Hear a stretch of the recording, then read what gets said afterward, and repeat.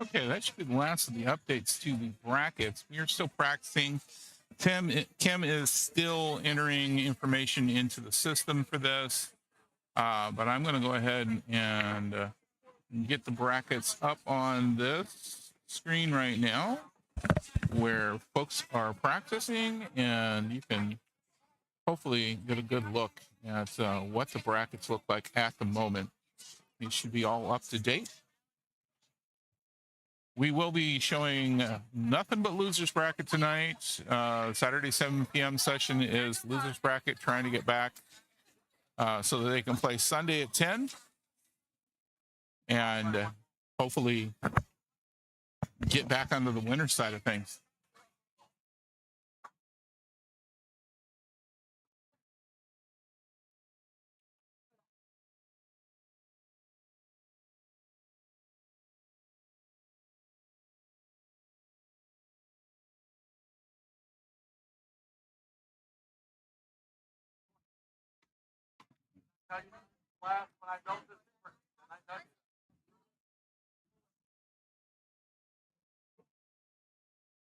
I don't know who, Mark, I don't know who Kim will put up on the streaming table. She's the one that makes that decision. And she usually goes for a couple of teams that are at least going to make a really good show of it. So we'll see if she puts up Bravados and Chalk Funny or not. But I believe Chalk Funny has been on this before. I think Bravados is not yet this tournament for sure.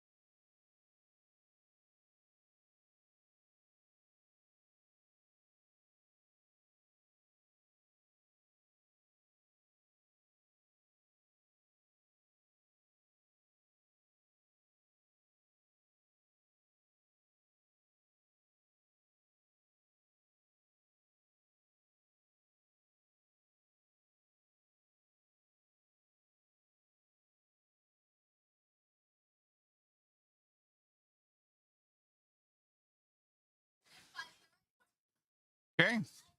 Official start time for this round is going to be 7:30. Sudden death at 10:30.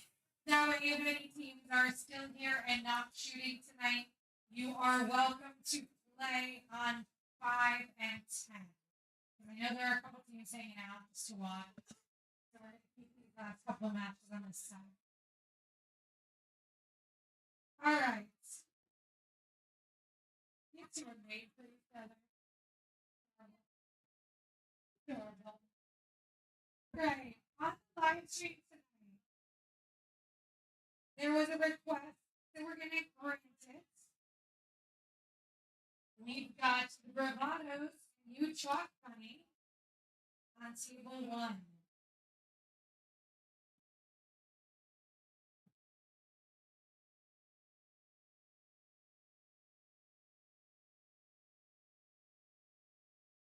On table 2, all chalked up and Denined. Table 2.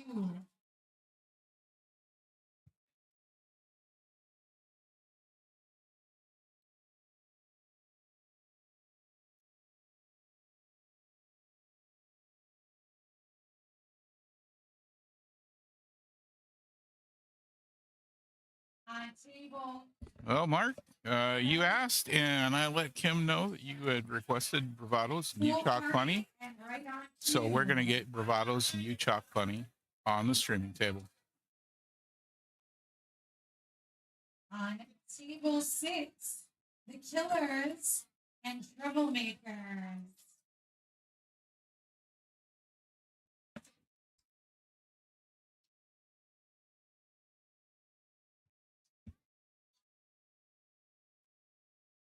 And then on table 3, Almost Famous, Wasted Potential. All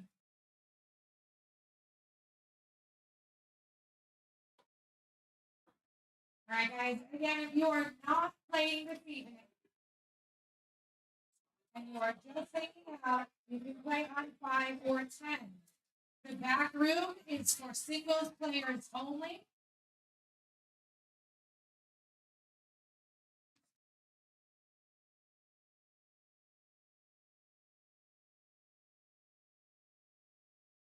Your official start time is 7:30, so if you start now, you get some extra time before signing up. Any other questions? You guys good? All right, good luck. Winners are back in the morning. Okay. Hopefully the guy looking at these right now with the wear bipolar shirt is on Bravados or you chalk bunny. But don't know who it is.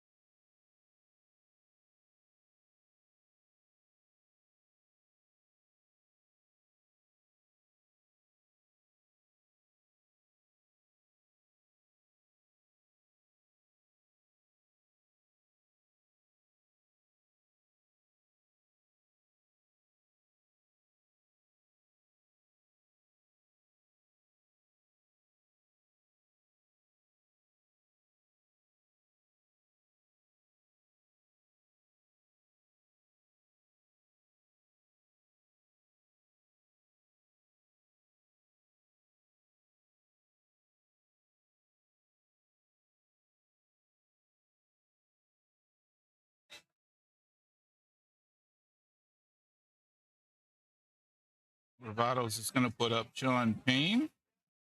They have two Johns on their team. This John, well, it looks like both Johns are skill level 5. Let me put the last initial on here for him.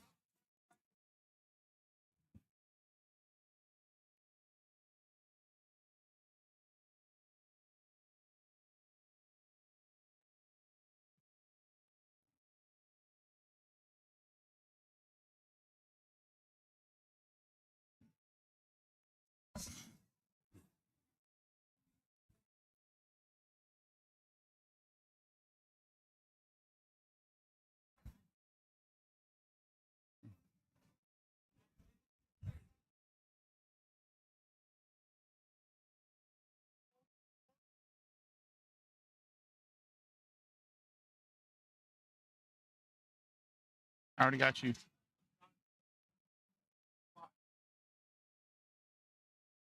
All right. From you, Chalk Bunny, we're going to have Mike. He's a skill level 4. So that'll be a 38-31 race to get us started for this evening.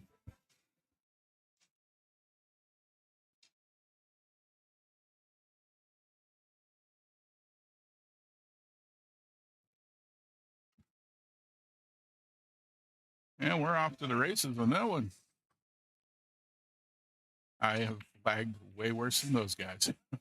Oh, it's like John's going to win that one. I played in the captain's tournament and had 2 of the worst lags I have had in years in the captain's tournament. Almost not making it down to the other end of the table, let alone getting back.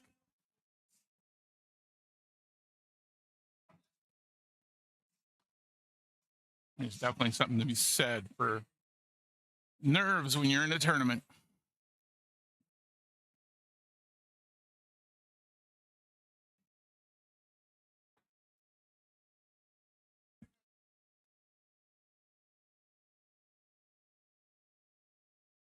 Both of these teams playing out of Leesburg. I believe that's Frank's place up there that they're playing out of. You haven't been. Frank's place is a very old school pool hall. We've got some beautiful tables up there, some really old tables. I believe the snooker table they have there is over 100 years old.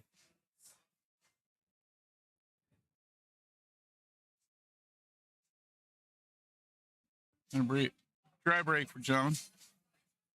And he's not understanding he needs to sit over in the chair instead of sitting down with his team.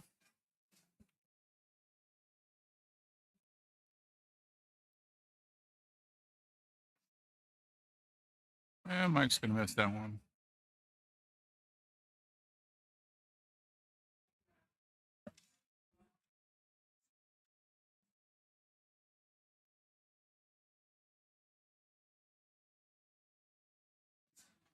I am unfamiliar with both of these teams except for Chrissy Bravo on the Bravados team. I know her. I know Joe on that team. So I'm going to do my absolute best to keep these guys and gals straight. But if I'm referring to someone by the wrong name, Mark, I'm going to, hopefully you can straighten me out.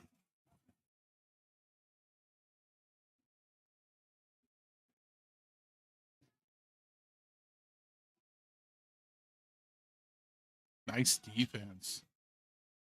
Great job.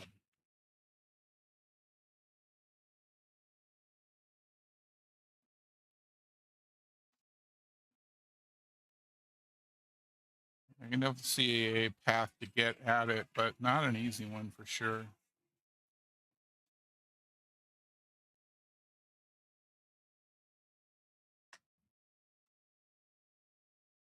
Just missed it. Okay. Oh. Of course it finds the pocket. Didn't really need to, but.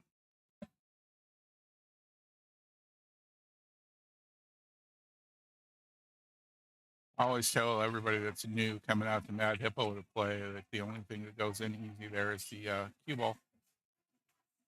Everything else you got to work for.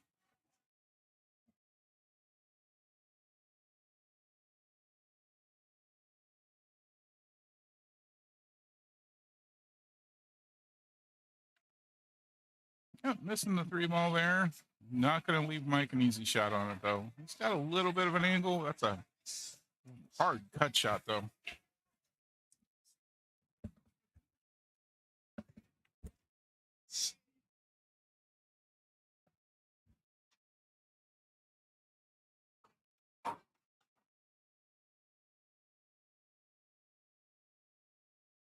Nice job. Oh, here we go with the 8 ball. There we go. Lucky bounce on that one. Yeah, but it leaves the 3 right in the pocket for Mike. He's got a good shape on that.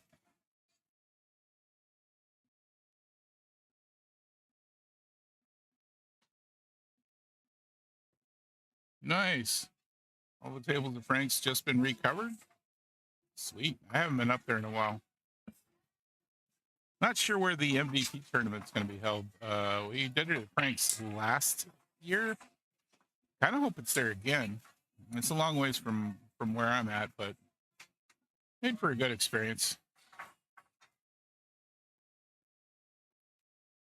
I'm going to be an MVP in both 8 and 9 for the tournament.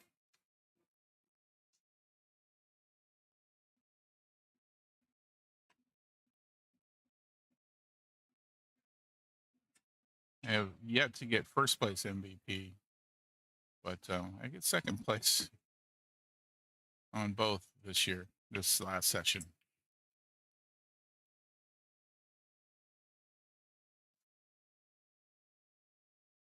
Oh, well, that's not the best place to park it.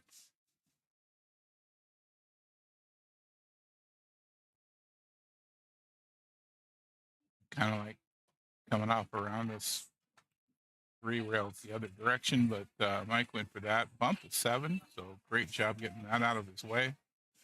Nice straight shot all the way up, or he could go for the side pocket. All the way up is much more controllable with the cue ball.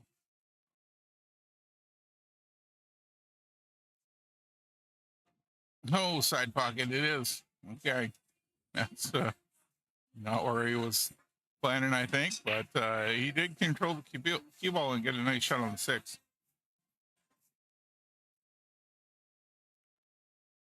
Oh, not going to quite get that one, though. Is he going to get lucky? I think John can still see the side of this for this shot in.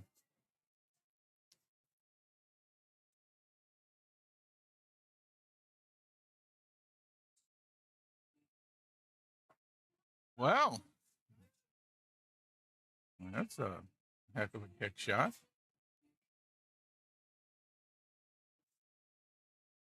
Let's see if we can get this one in and get in a good spot for this 9 ball.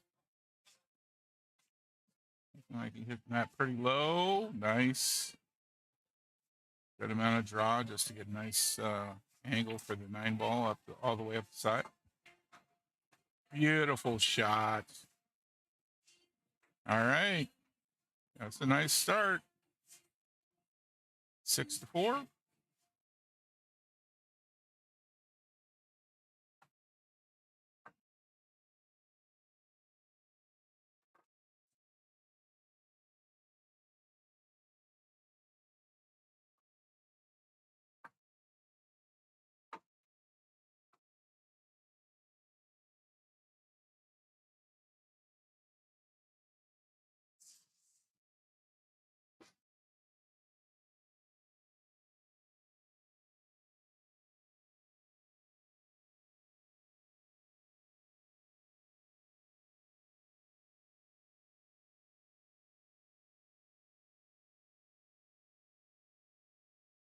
Nice break. One in right off the bat. 4 ball. Got a good look at the 1. Might be a difficult cut into the side, but it's doable. You can also, looks like it should go by the 8 barely. Gonna be a tight one to go that way.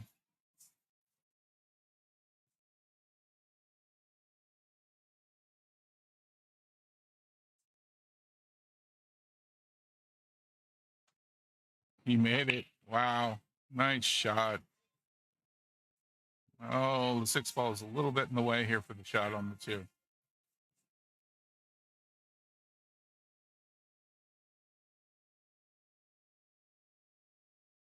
Good hit. Oh, scratch.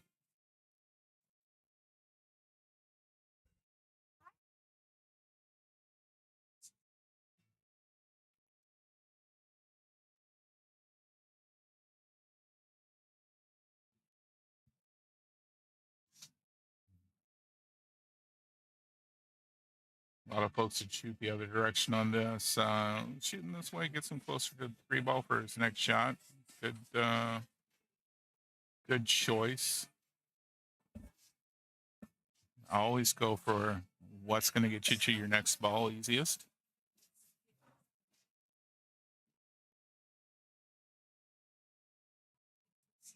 Oh, going to miss that one just a little bit. And line it up on the side pocket for John.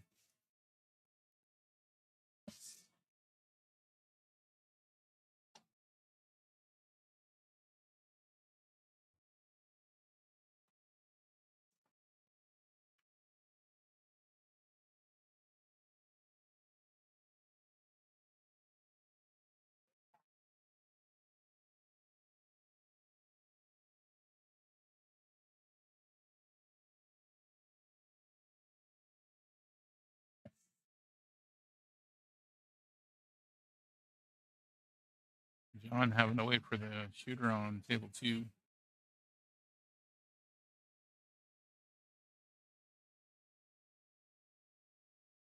Well, it gets pretty low. Watching now, I know you folks can't see it, but that was a pretty good defensive shot on table 2.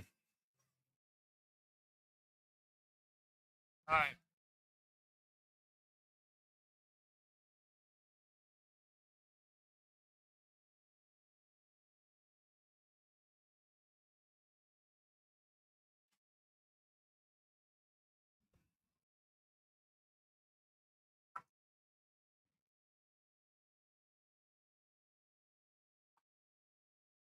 Nice shot.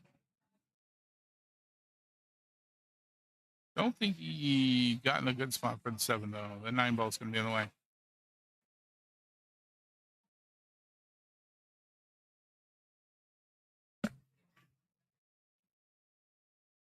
Yeah, he's going to go for a kick shot on this. I think I missed the point.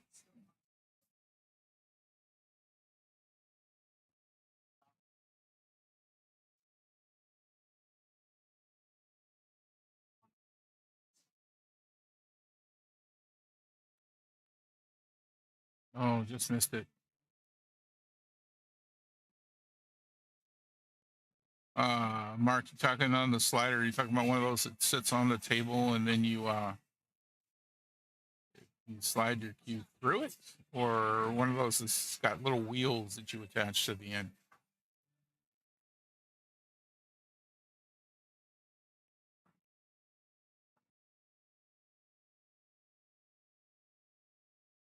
I've seen the one with the little wheels you put on the end of your cue.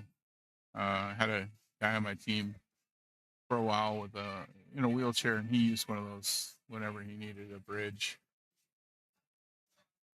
We've got a couple other people at Mad Hip that use them as well.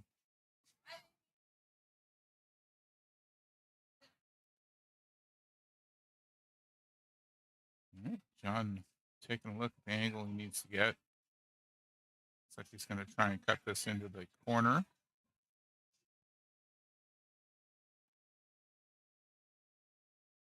He doesn't quite get it. That was a hard cut. This would be a little bit easier with that angle for Mike. Attached to the cue with rubber bands. I don't think I've ever seen anything like that.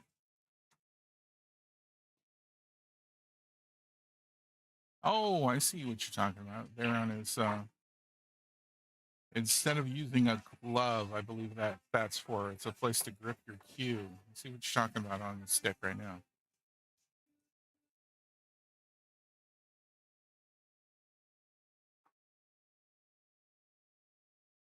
All right, 11-9. John's going to need to get a bigger lead on this one if he wants to win. Yeah, you can see it right now on the screen. Talking about this right here on his cue. I believe that's an aid for friction. Grab a hold of it right there, and the cue slides back and forth in it. Is that how that's used?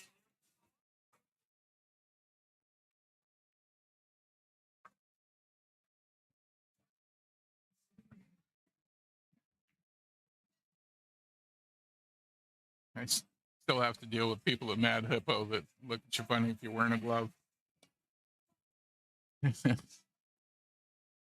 As humid as it is down here in Florida, and if you're using a wood cue at all, got to have something.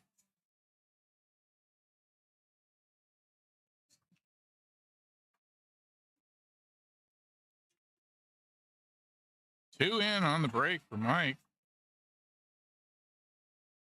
Tie things up real quick. Ah, okay. Maybe for arthritis. If that's the case, I might want to look into one of those. I've got a little bit of arthritis in my right hand, but not my left yet, thankfully.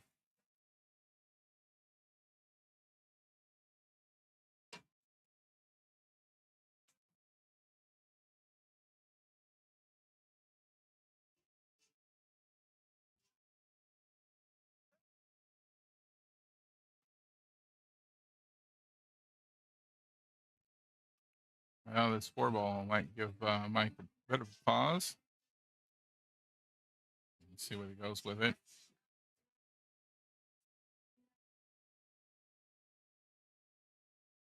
Oh, just about got it in the side pocket off that. Well, apparently the 4-ball wants to stick close to the 9. So they were together here. Now they're together here.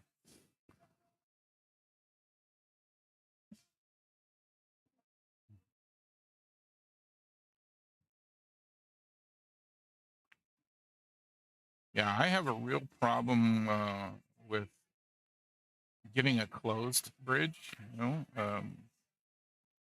got a little bit of nerve damage in my hands, so maybe I'll look into one of those. That looks like it's pretty useful. Pretty comfortable with the open bridge myself though right now, so I don't want to make too many changes to what I do. I'm feeling like I'm doing pretty good.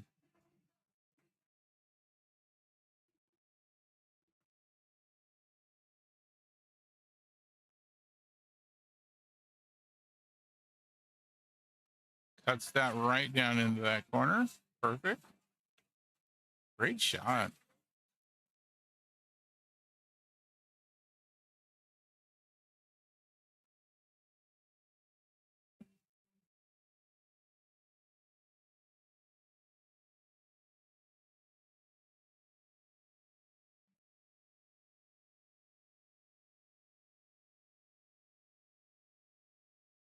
Oh, the 6-ball got in the way of making a scratch out of the one. Oh, it hit it anyway.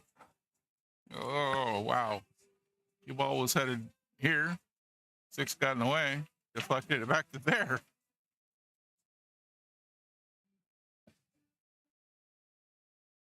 The only thing that goes in easy is the cue ball.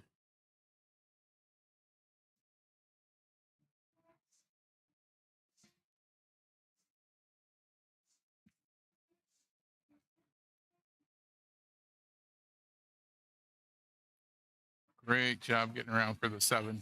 Good position on it.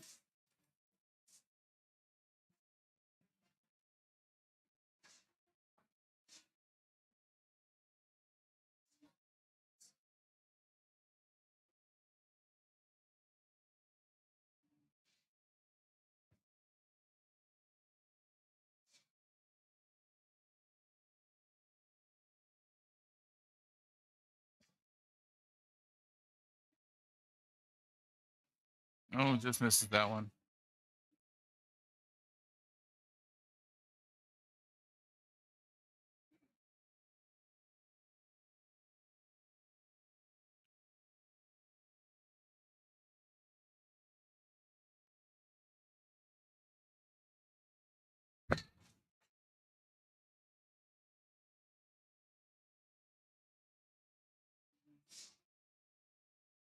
No, 7's still on the table.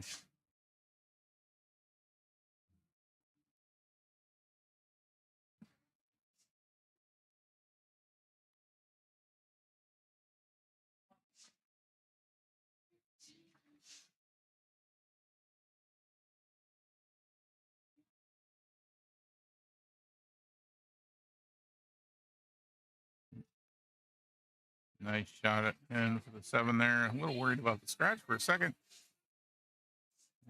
Keep all managing to slow down and get right in position for the 9 ball.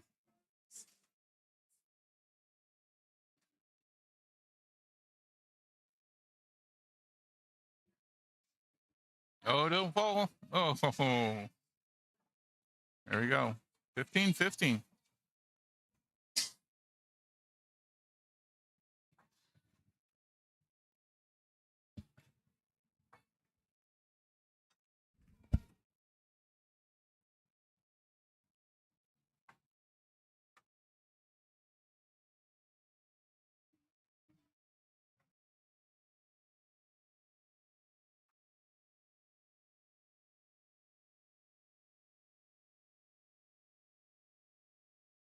We have singles boards going on back in the back room. I think we got quite a few people in on it, so that's nice. We're only using the first few tables here for the tournament at this point. This bracket has only got a few teams on it for the loser side.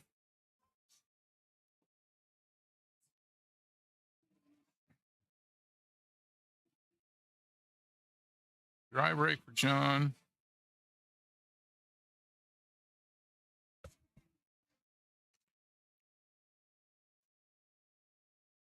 Oh, that's not going to be great for the 2, but see what he can do with that.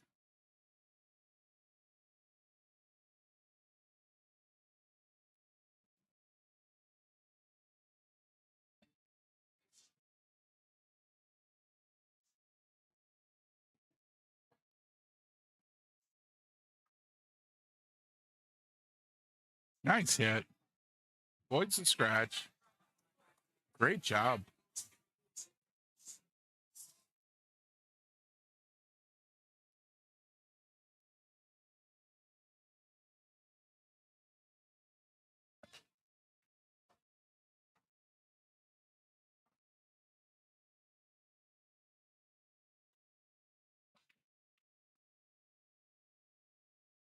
Yeah. Gonna leave the 3 ball in between you and the 2 for Mike to try and deal with. Like getting some kicking practice.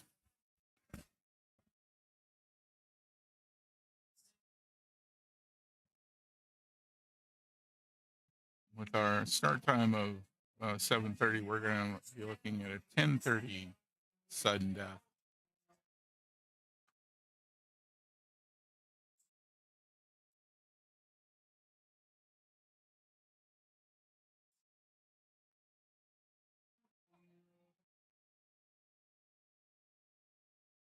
It's going to be a hard one. Oh, that was a difficult cut shot. Or kick shot, excuse me. Been a long day of talking.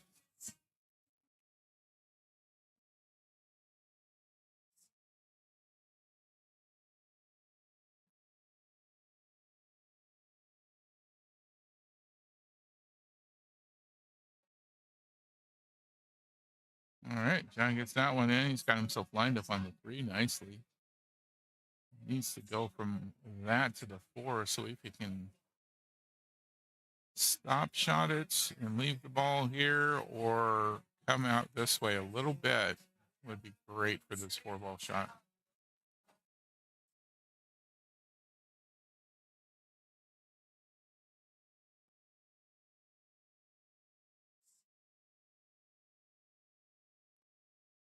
The sleeve, billiard engineering. Okay, I'll have to look that up.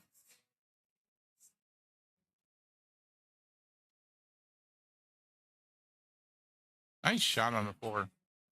Don't get behind the 9. I don't think he got behind it, but he did not. He got awful close to it.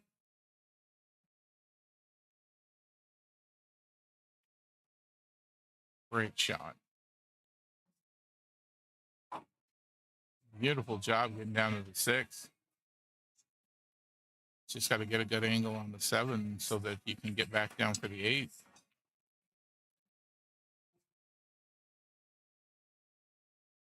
He's really doing great now.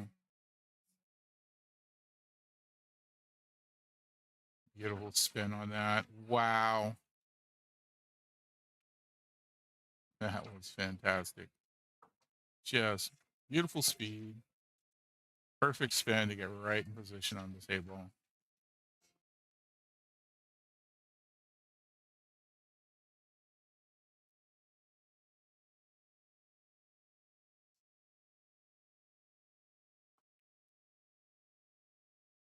And he's going to get around.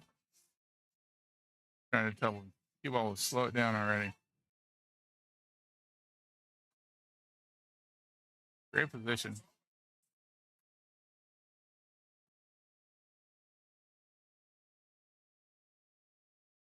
Oh, it misses the 9.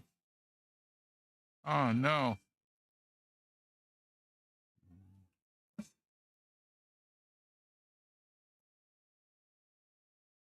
Really great run from John there.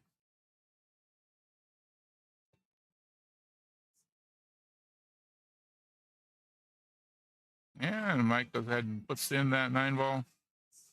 22-18.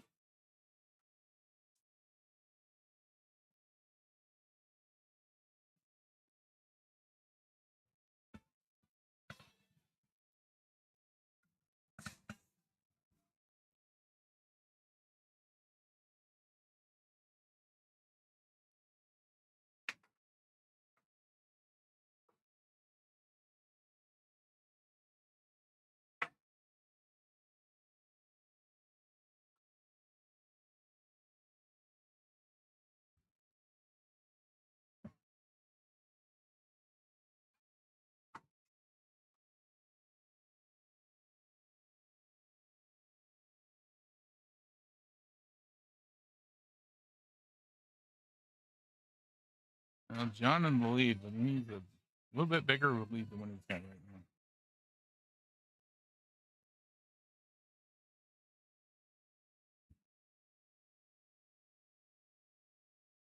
Six ball.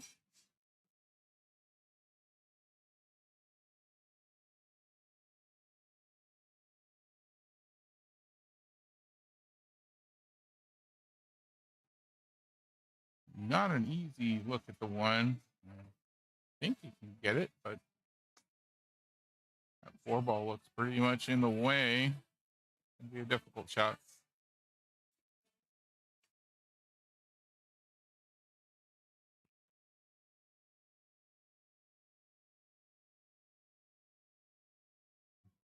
Nice job.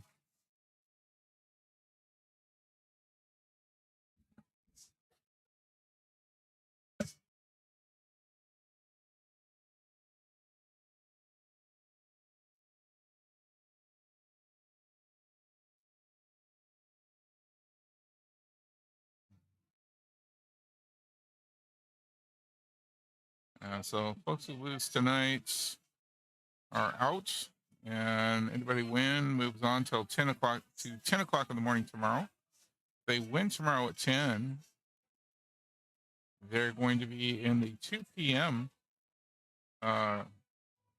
Semifinals.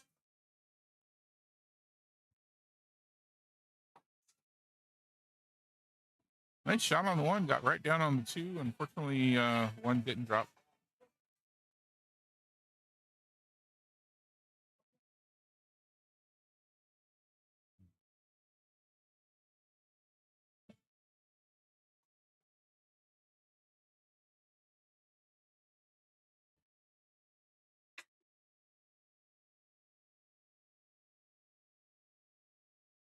So for the losers bracket, we are in the moment of everyone is great. Any loss at this point is going home. just missed that one ball.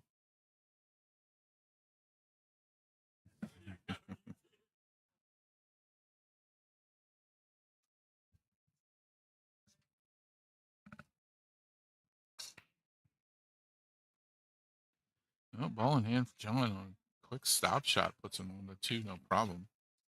Looks like he's gonna get a little bit closer to the 2 with this angle. Oh, ended up behind the 7. Oh,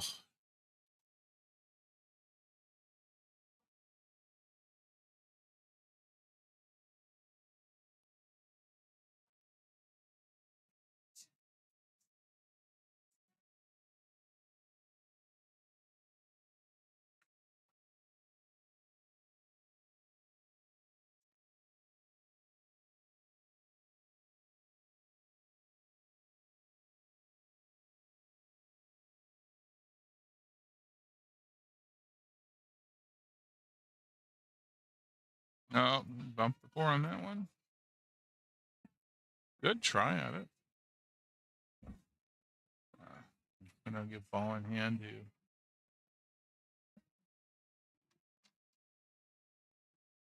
Oh, I thought I saw the 4 move. Did the 4 move from the cue ball or did the 4 move because John accidentally hit with his cue ball or with his cue stick?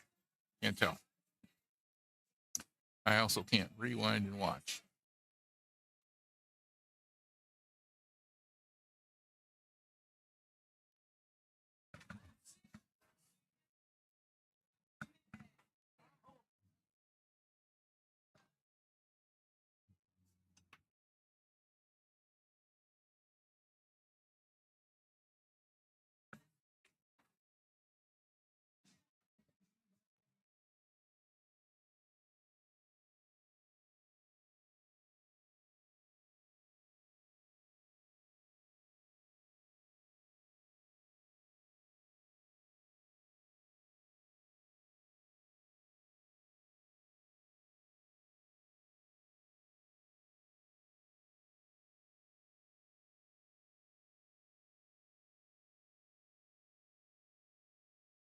Okay, calling for the shot to be watched. I don't see a ref. Here he comes. Oh, Ronnie's on the job.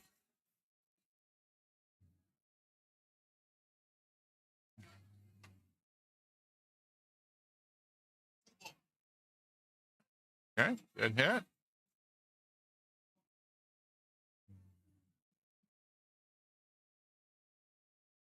Mike gonna take advantage of the bridge.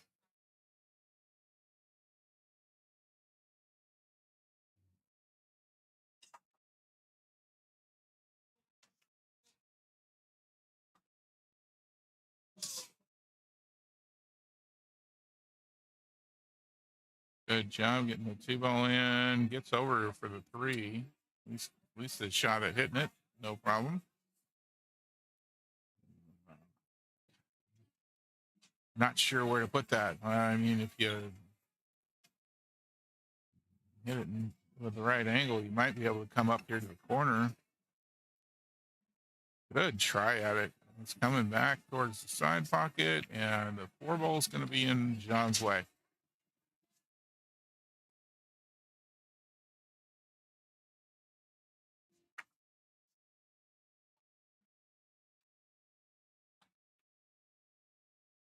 All right, gets a kick on it.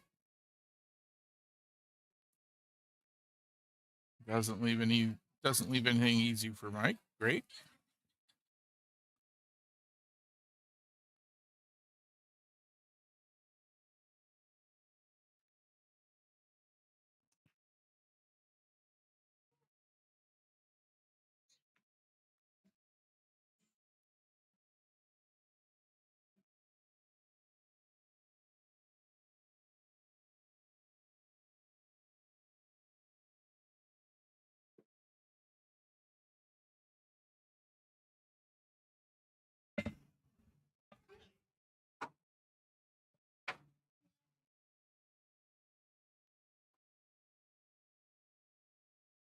Oh,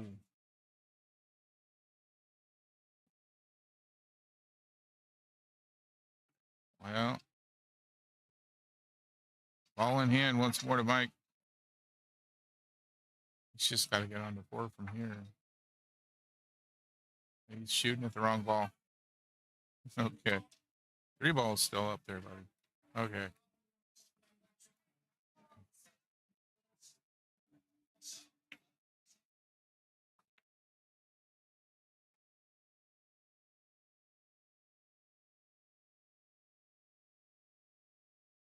Nice angle for the 4.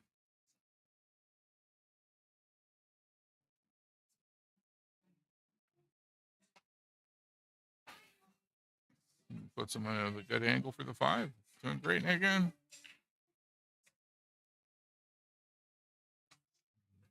It'd be kind of nice to finish up with a cue ball down here. I'm not exactly sure how he would get to that, though.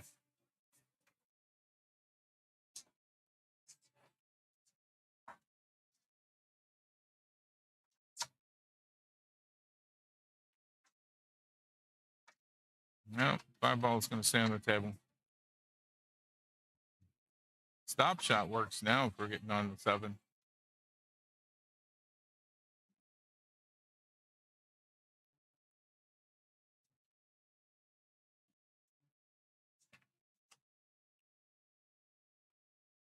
Hit that pretty high on the ball. He might be trying to move the 8 ball off the rail. Awkward position to cue in, though.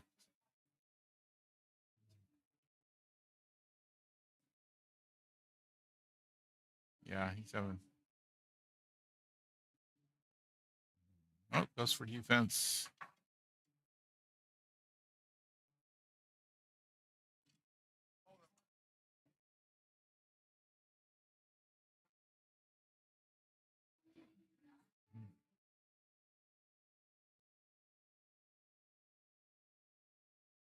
Got to keep waving the flag until you get somebody's attention, folks. They waved it once in the air and then put it back down. I know it's late in the day, but we've been doing this for a bit. Now we're going to get a timeout for Mike.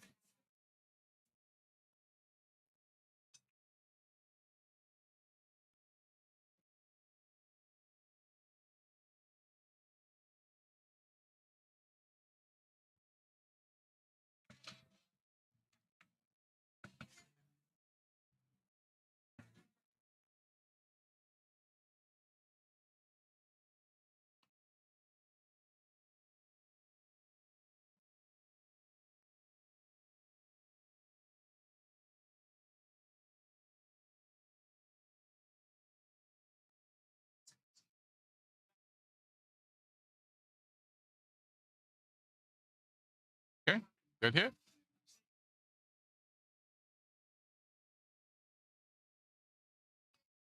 Yeah, I want to stick around for this one.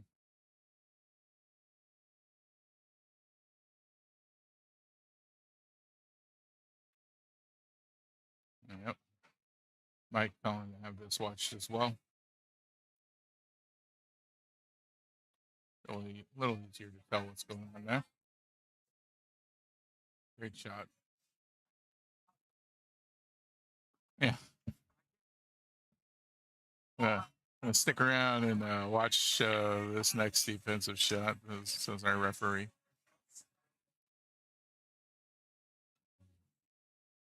Great job. Cut it right out of there. Oh, is that going to stop? Okay, didn't stop in front of the pocket.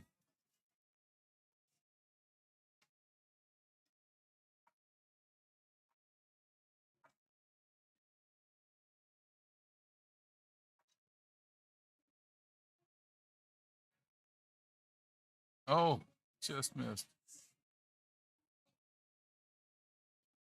That's an even tougher cut shot than the one John was looking at.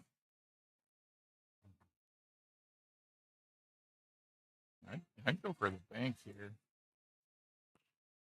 Mike looks like he's going to try and cut it. No. Ooh. No, cue ball came right back into the pocket he was standing in front of.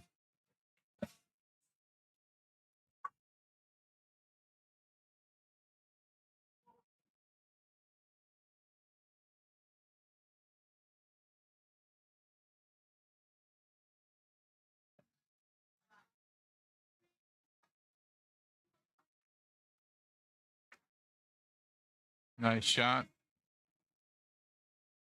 Ball in hand. Gets himself right on the 8. Shouldn't have much trouble at all bouncing out for the 9 ball from this.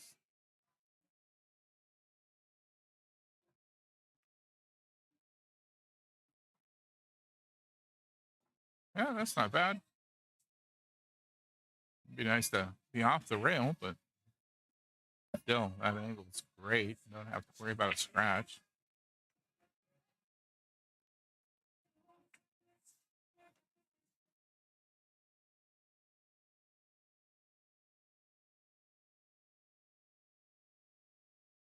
Oh,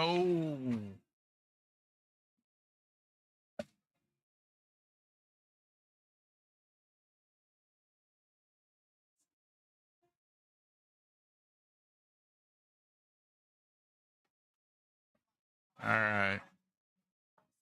Mike comes back with 24 now, 26 for John.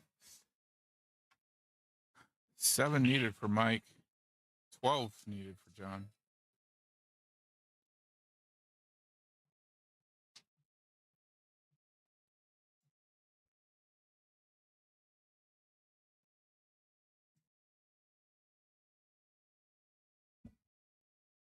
Pace on this first match going pretty good. We're just a little over a half hour into it.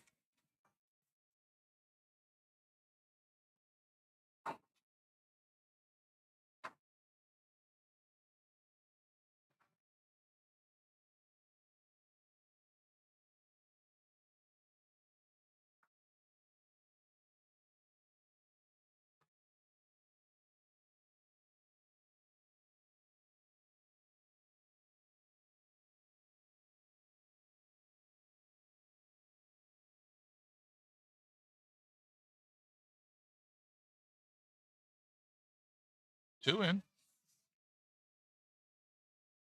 4 ball and the 8. Got a good look at the 1. 2 ball.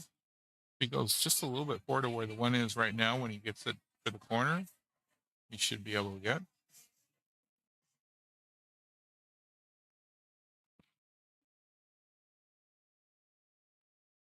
Good angle. Left himself running up the table, but staying where he could get at the 2.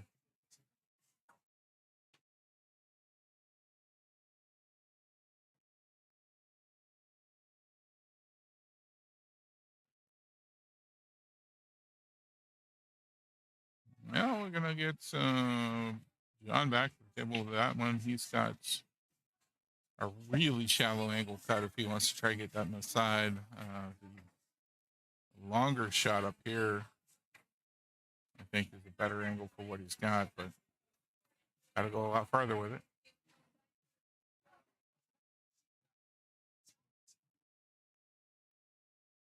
Wow, great try. Looked like it was going to go there, except for a last little bump it hit on the rail.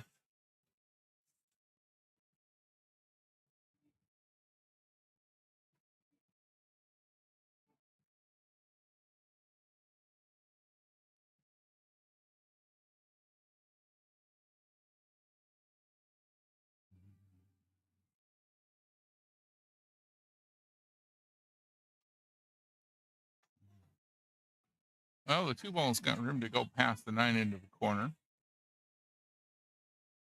Let's see if John wants to throw that route.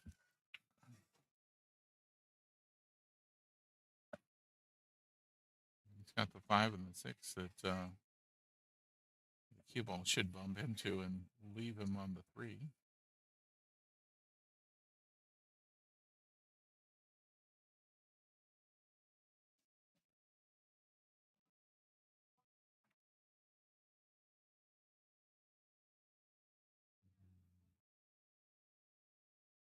He's looking at the angle the cue ball might take coming off of the 7.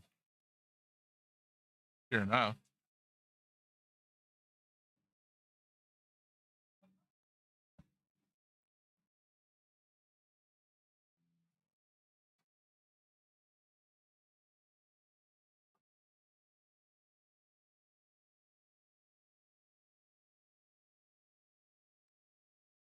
He drops the 2 ball in. 9 ball gets a little bit out there in the way for the 3, but not bad. Looks like he's got plenty of room to get around it.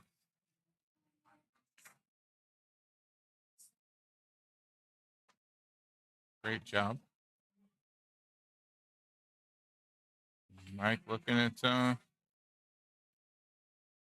got everything open on the table and everything close to a pocket. And he needs 3. Excuse me. He needed 2. Now he needs 1.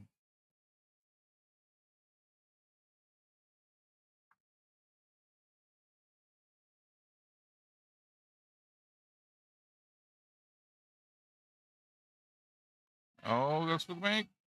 He's going to get it. Unfortunately, no. I'll bring John back. John's still working at needing 12. So he pretty much needs to keep Mike off the table from here on out.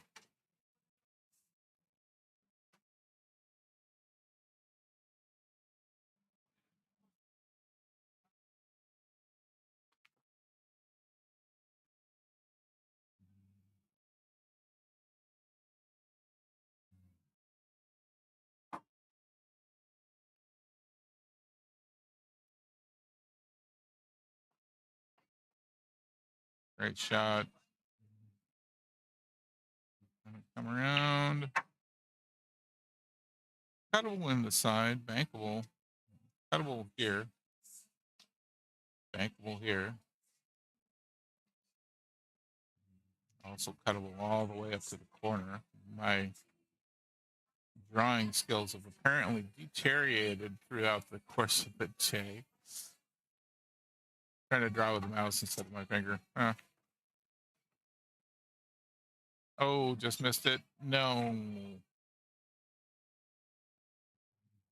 Understandable frustration there.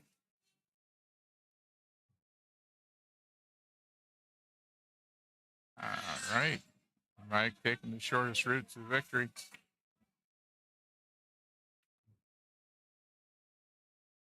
And getting it. All right. John had made it to 28 as a skill level 5. And that will give this a 14-6 on the match. Chalk 20 taking the early lead.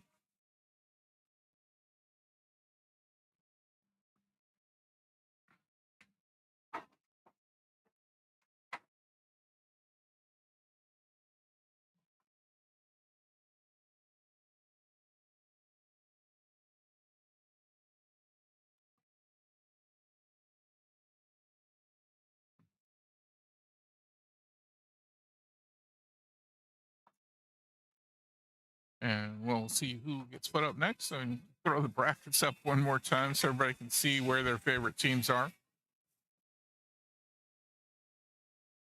Hopefully your favorite team is still in it.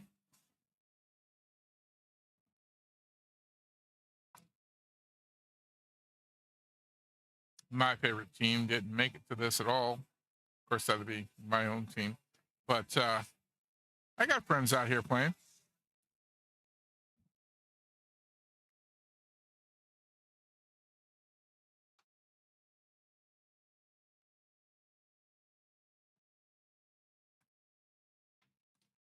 The column on the left marked Saturday, 7 p.m. is all the folks playing right now.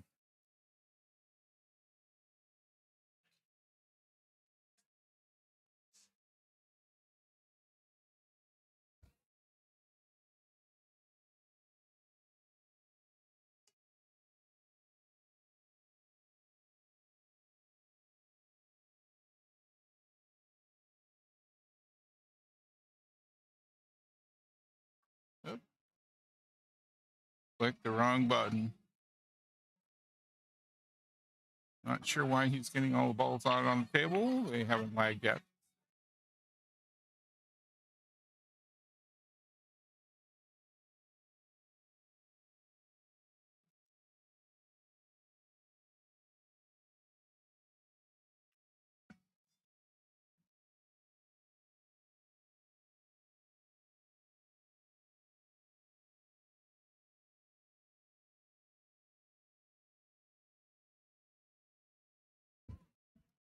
Okay, so this is our other John for the Bravados, skill level 5.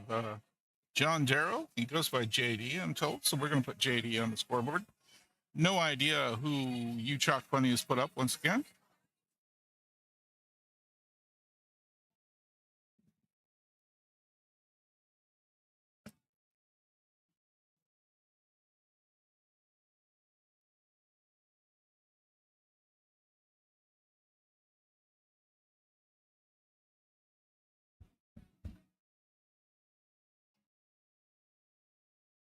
If anybody knows the person from you Chalk Bunny that's up on the table right now, let me know if you're watching. The team is not paying any attention to me over there at the table.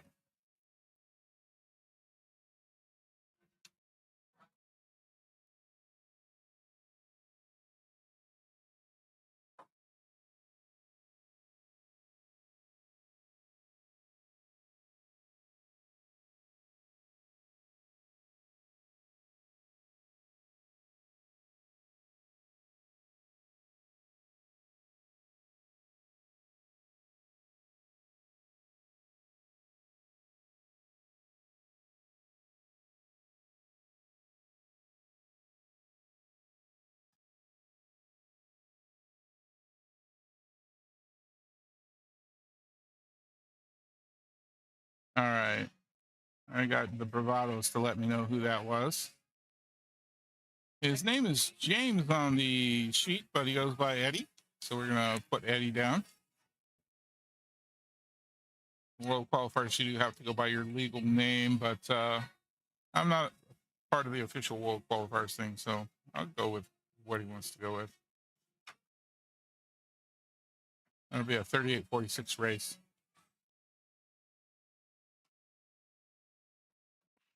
And Eddie already getting the first two.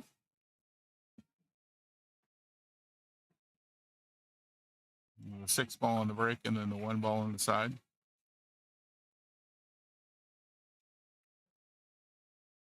Thanks, Mark. Chrissy got to me just before you did.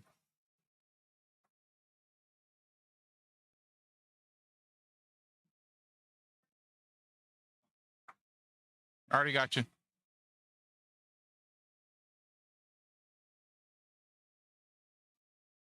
Eddie just now realizing that he forgot to tell me who he was. Been a long day. I'm sure all the players are feeling it. Eddie's shooting well though.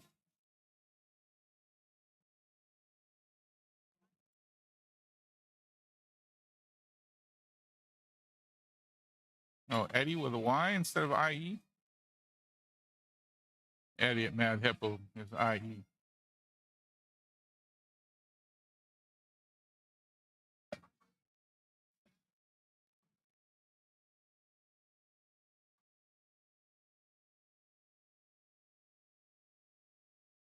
Now this 5 ball shot, a little tricky. If the 8 were here, it'd be a lot easier. Looks to me like it should go in clear. If he misses the mark by a little bit and hits the corner of the pocket, the short rail, the 8 ball ought to assist and put it on in.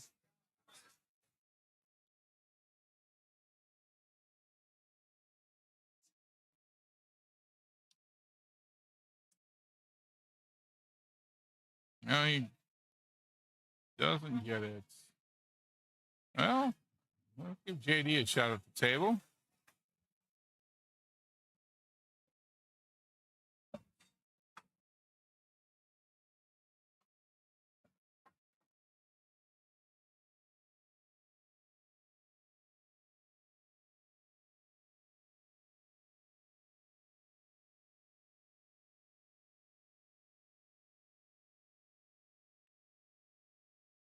Nice shot.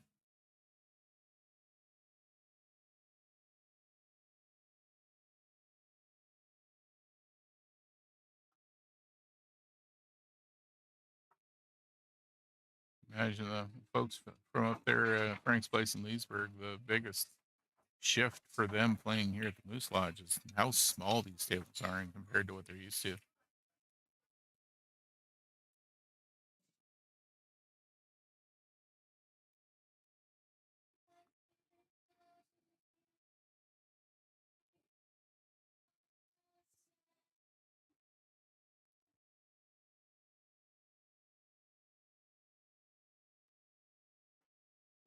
Another great shot.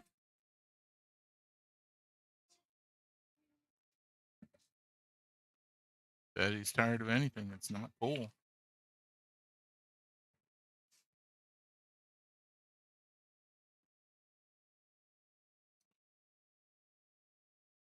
Because he's doing a great job at the table now.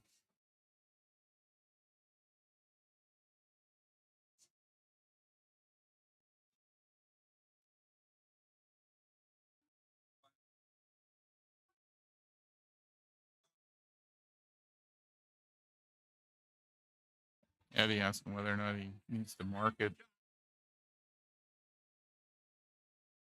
USAPL. USAPL, you do have to call your pocket on 9-ball.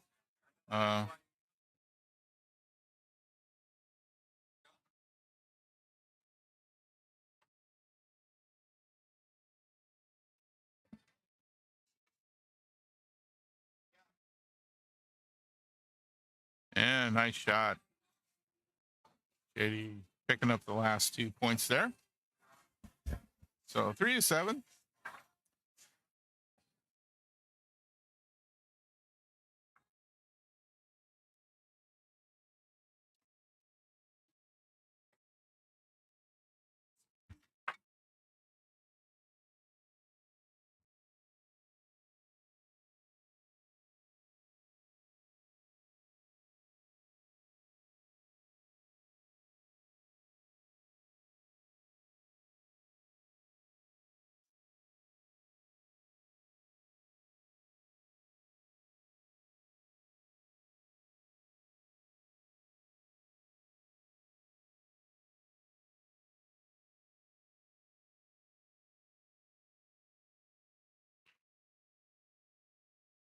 Nice break.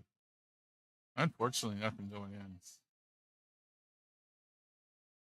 We have a bank shot there for the 1-ball.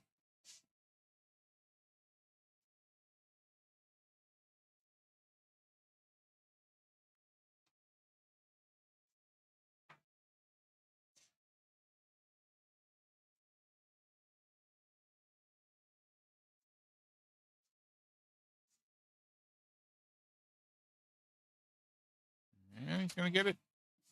Leaving himself another either bank or pretty steep cut on this 2-ball.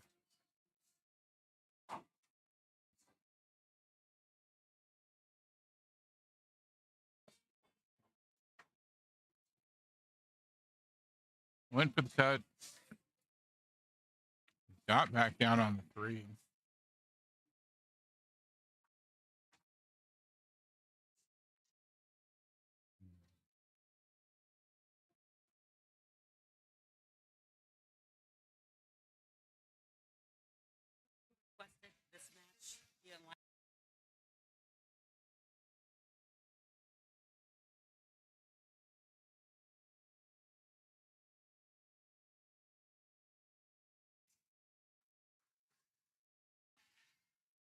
All right, JD getting one in. 2-ball. He's got a nice shape on the 3-ball.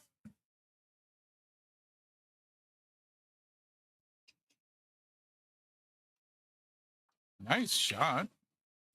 Perfectly placed for the 4-ball. He bounces back up a little bit and bumps the 7 or the 8.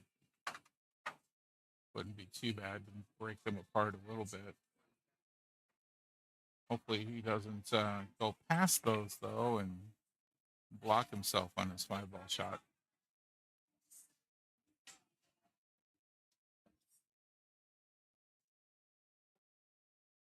Yep, way up there. I'm pretty sure he was trying to connect with that 7 to break that apart, but that didn't happen for him.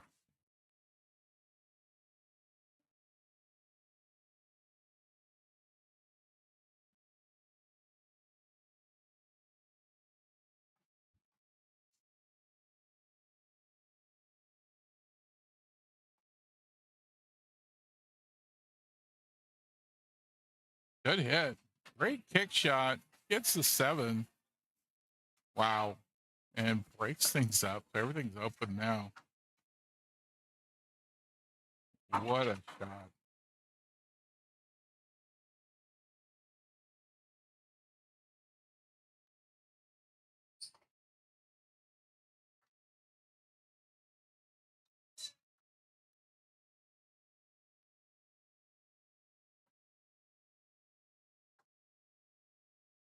Left himself beautifully on the 6 ball.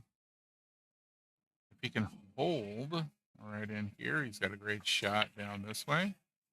Although that's not great for getting back on the 9. Let's see what JD chooses to do here. Needs to get in a position where putting in the 8 puts him onto the 9. If he comes this way with the cue ball after the 6 ball shot, well, not quite. Always curious to see how the players plan on getting back to where they need to be. Both these players doing a great job of getting on their next shot. He's looking at the hard cut, which will send the cue ball down and back up. Or possibly back up on this side. Either way, it's a good way back to the 9 ball.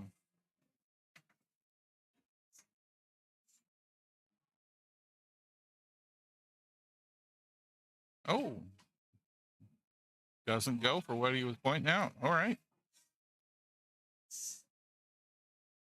Well, this is a bankable shot. It's also cuttable. He's a little bit on this side of things, so.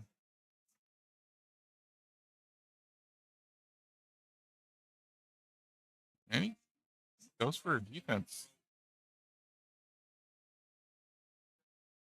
Unfortunately, that defense is going to leave Eddie with a shot into the side pocket.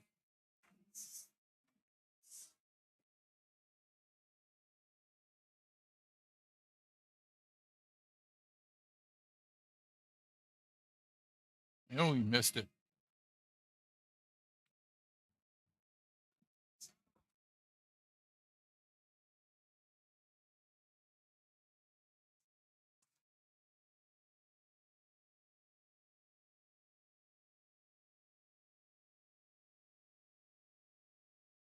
There should be 6 matches being played. I only see 5. I have the feeling that one of the teams that's supposed to play tonight didn't come back.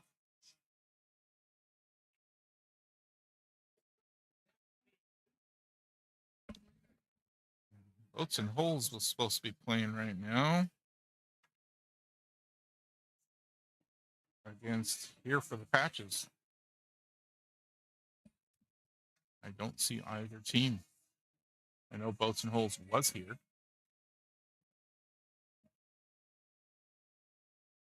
Right up until this was supposed to start. Oh, he got it. Nope. Couldn't see. All right. He missed it. Close call. Almost got that in there.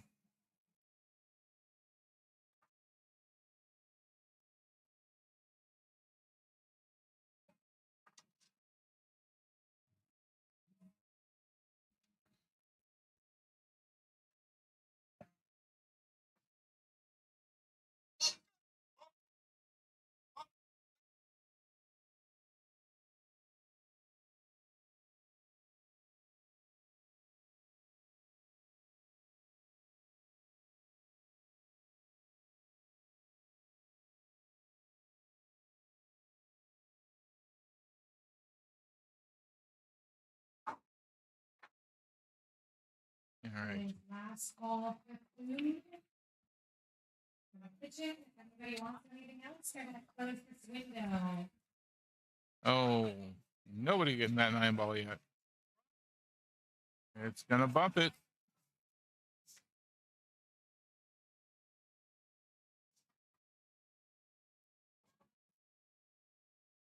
Eddie having to switch hands for this bit of an awkward shot, but I don't think he's going to have too much trouble with it. All right, 10-10. Both players pretty evenly matched here so far. Eddie needing to get out in the lead, though.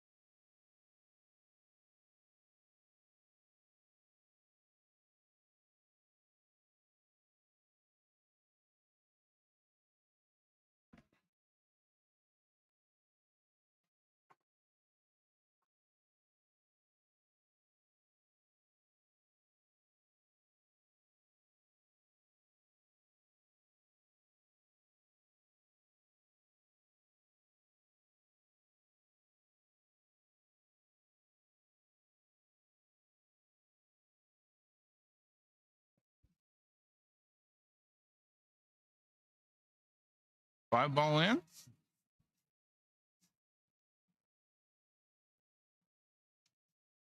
Pointing out where he's going. Unnecessary for this. We're not in USAPL. But some habits just die hard. Put her right back. Put her right back.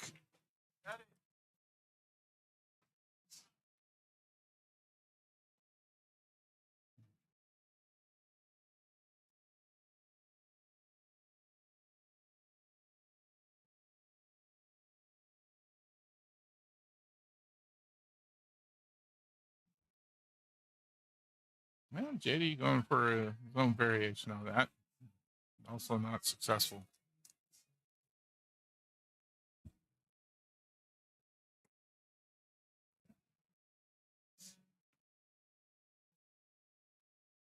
Oh, Eddie just missing that one. I think Eddie's feeling a little tired.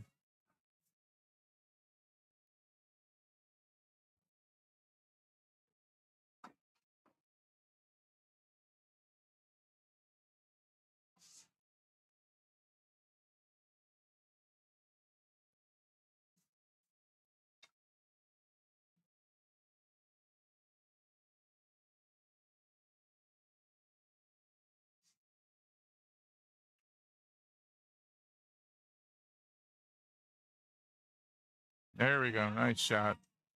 Eddie gets the one ball in. Gonna line on the two. Looks like he's gonna try and cut it to the corner pocket. Maybe try and bank it. Nope, that shot it is. Not quite though. And he's gonna leave it up there in the crowd.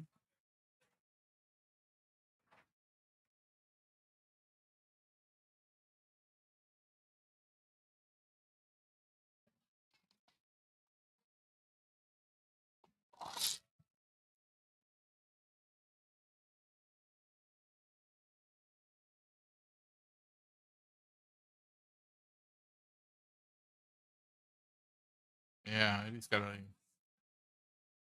long kick shot.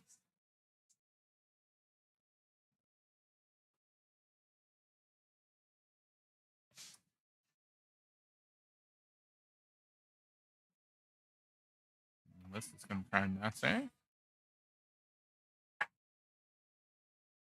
Wow. Heck of a try on it.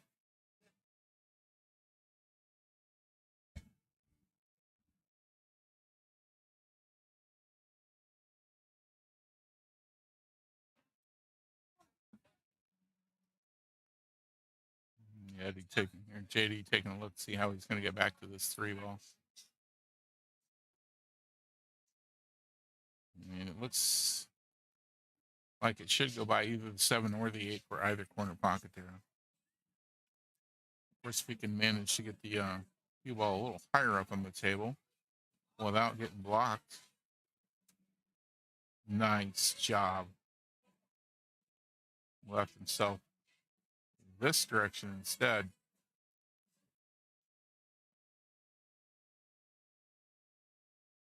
He's going to want to. Ooh, I'm not sure how to get back onto the 4 from there myself.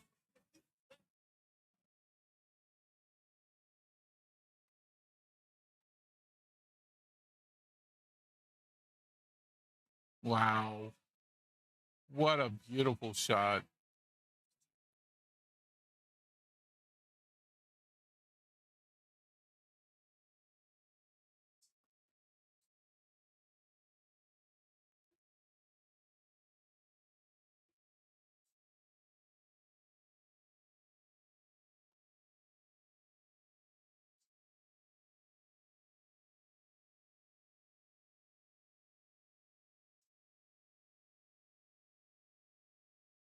If he can cut this 4 in and get down to the 6.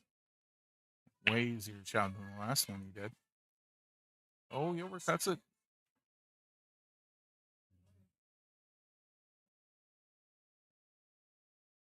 Well, left Eddie with a makeable rail shot there.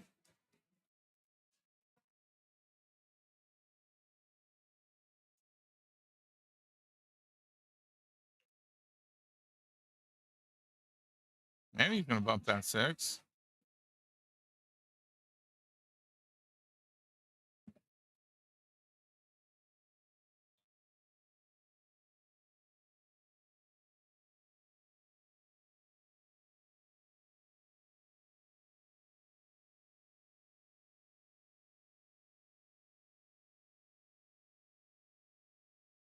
That was a hard one.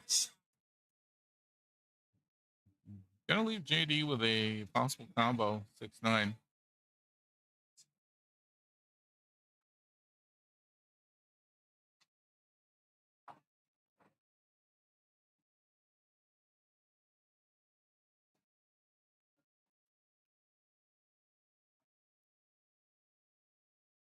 JD's gonna see if he can make that happen. Oh, not gonna work. Oh, stay on the table. Nope.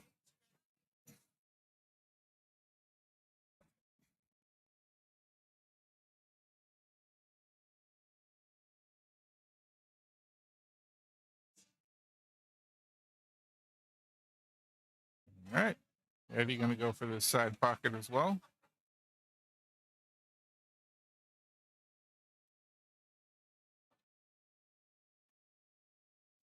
Gives him a great shape on the 7 ball.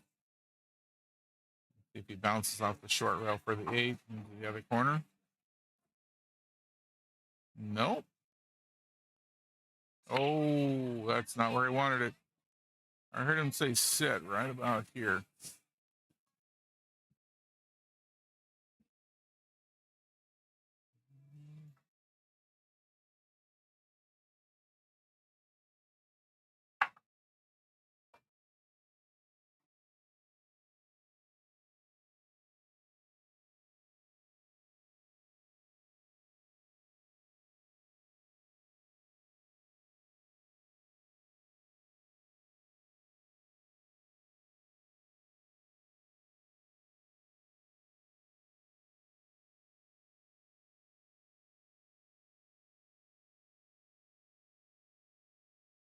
Yeah, 2 bolts and holes teams.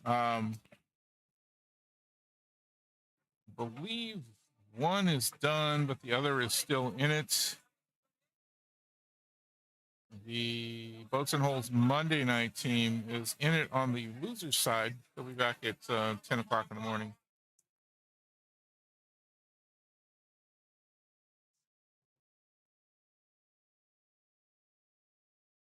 The other Boats and Holes is still in it as well, also back at 10 a.m. So they're both in it. They're both on the loser's bracket.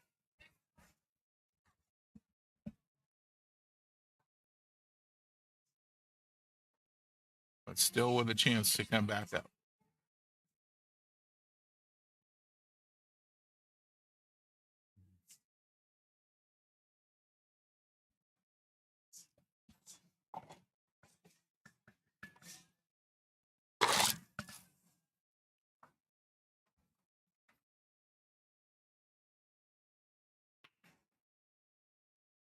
Oh, dead ball.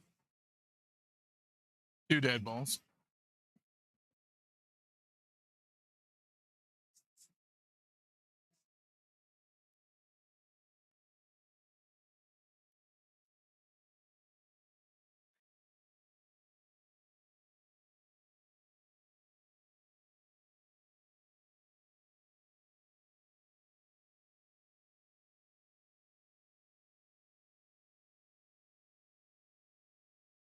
All right, JD with ball in hand. Going for the side pocket here. Nice job. Got himself right back across for the 2.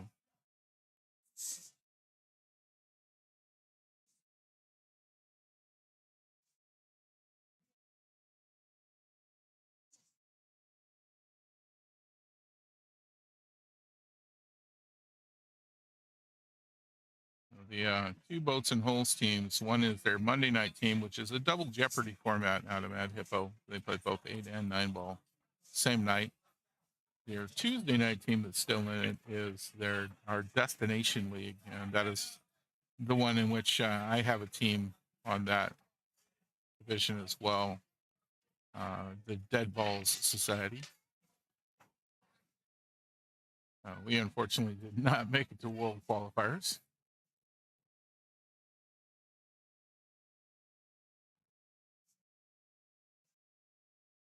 Amazingly, I play Double Jeopardy on Thursdays out of Mad Hippo. There's no boats and holes team on Thursdays.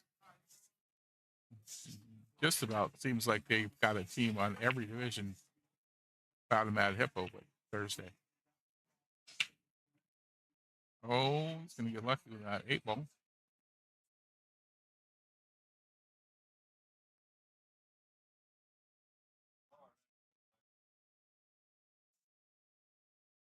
Yeah, you can see the side of that 5 ball. You can't see as much of it as he'd really like.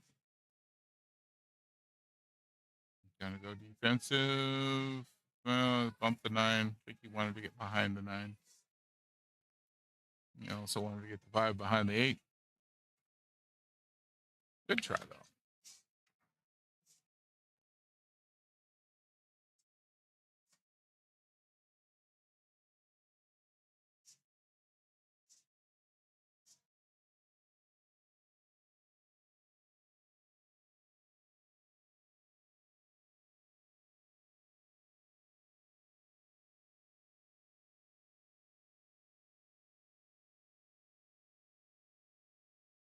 Well, pretty decent. Pretty decent defense there. 9 balls in the way for a nice straight shot on the 5 here. Eddie trying to decide where he wants to place this on the rail to get at that 5. Definitely one of those guys that doesn't have to measure. Oh, I haven't seen him measure most of his shots like you'll see a lot of other folks do. And usually he gets them. That one was not one of those times.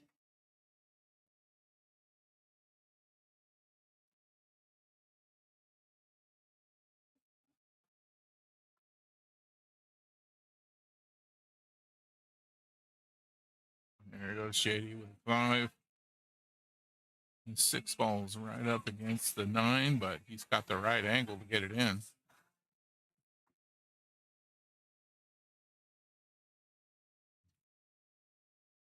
Oh, didn't get it though.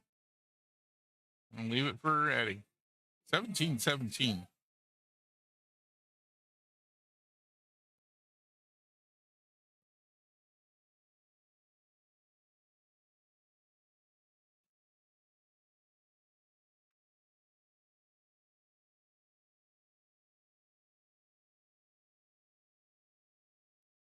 There we go. Nice shot.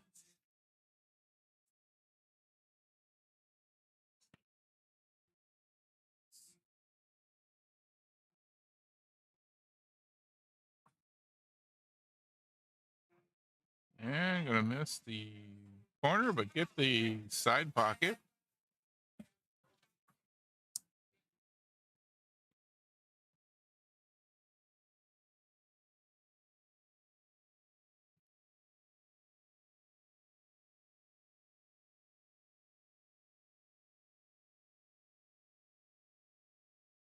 Goes the long way, misses.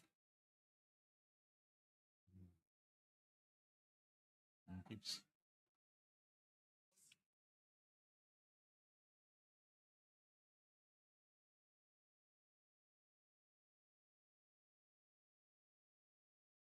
No, if JD gets this one in, we're still tied 19-19.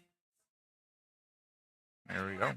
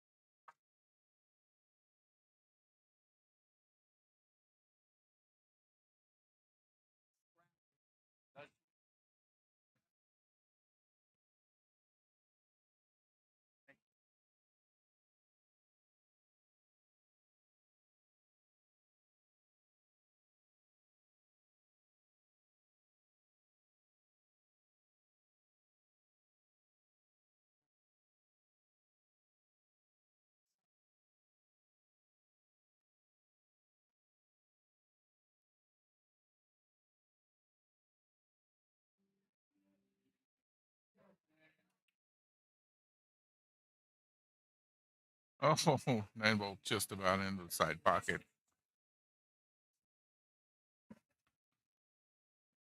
7-ball did go in though, so get a point there for JD.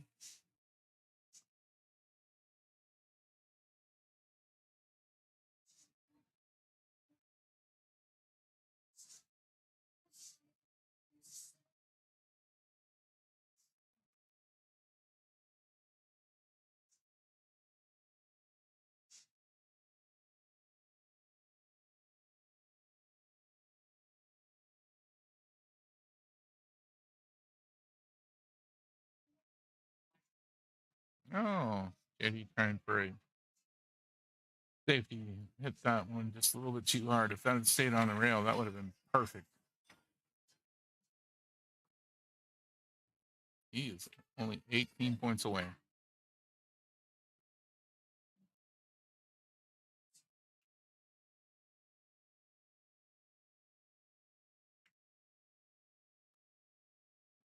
Oh, is that going to go? There it is.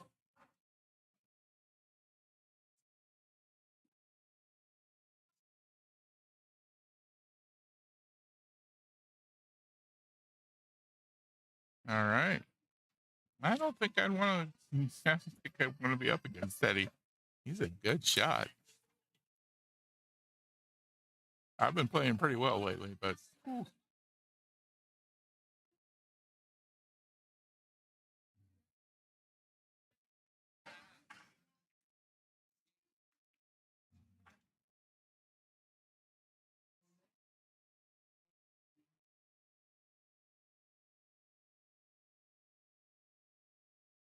yeah, I may say that, but my captains know without a doubt I will play anybody, and I won't give up.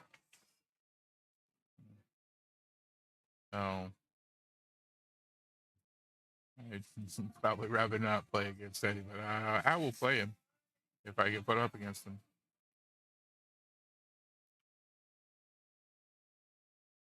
And do my absolute best. Now there's the safety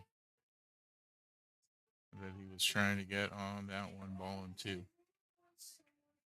Did a great job with it that time.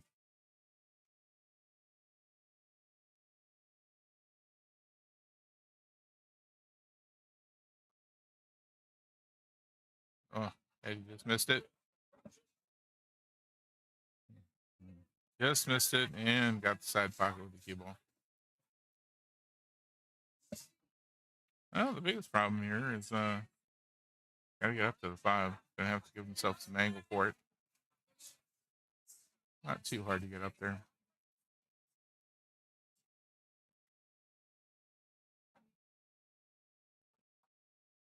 Heard him say too hard right as he hit that ball. I'm pretty sure he wanted to stop here.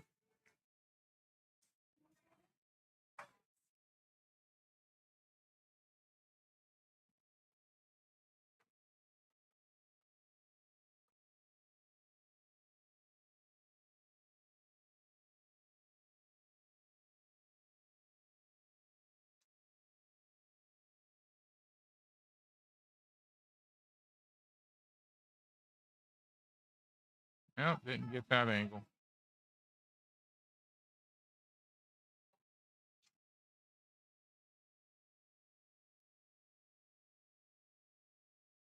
Eddie's a little bit out in front, but he needs to go a whole lot more out in front.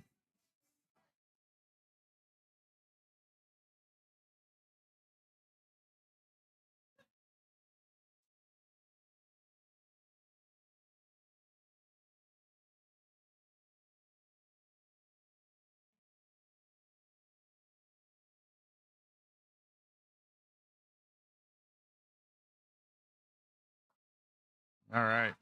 Nice shot. Puts himself on the 6. Easy transition to the 8 from this shot.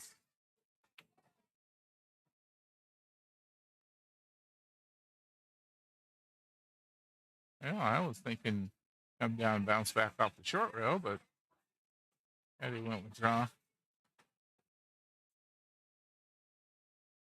Just about put the 8, the 9 in as well on that shot.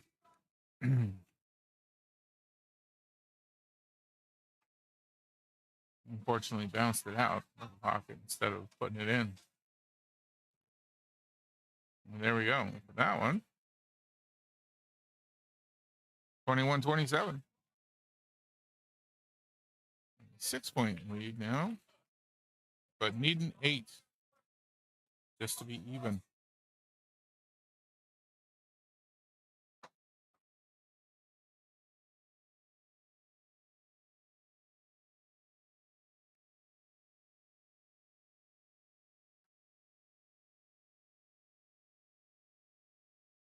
Eddie getting a little excited there, doing a little dance.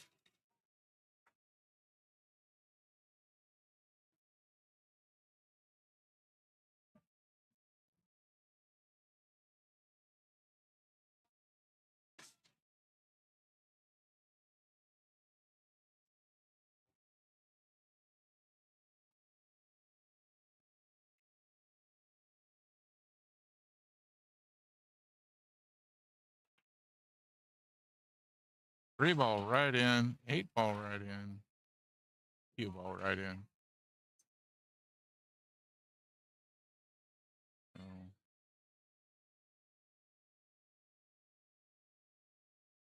2 dead balls right off that.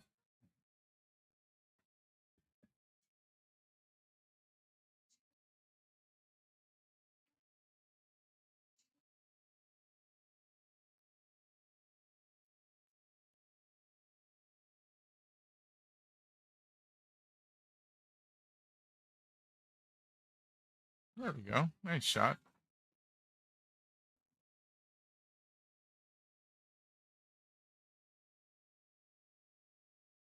Nice. Looking at the 4 ball, going like, okay, how do I get back here?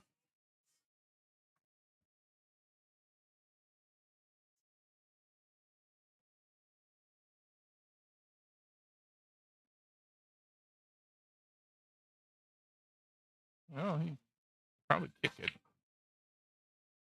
Should be able to hit the rail right about there. I don't know what Eddie's looking at.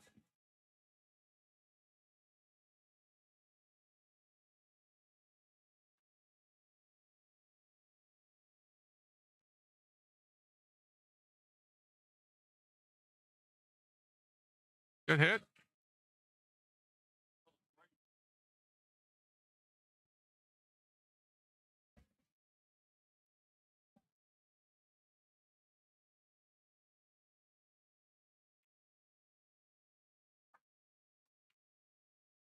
Oh, he gets a kick on it as well. I don't think he was going for a kick.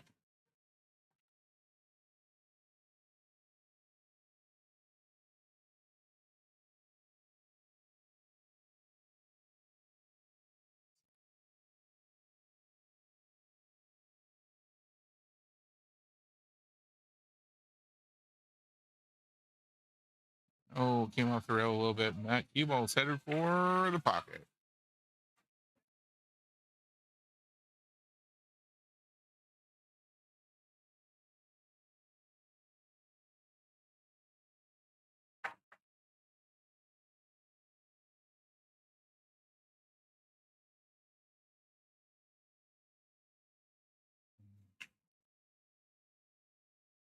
Top shot puts him right on the 5. I think that's the angle he wants to go with for his approach to the 6, though. He goes for a draw. He's going to put him in good shape for the side pocket instead.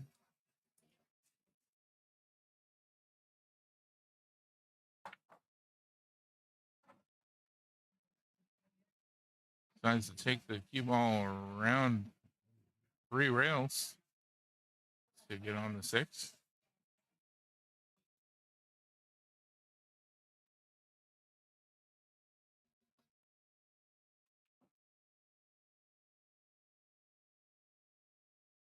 Draws back for 7 ball into the side. Probably going to come around at least 2 or 3 more rails to get on the 9.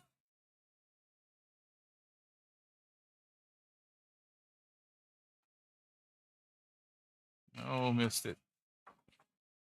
4 rails. Gets lucky with parking it up against the 9. Blocking JD's shot on the 7.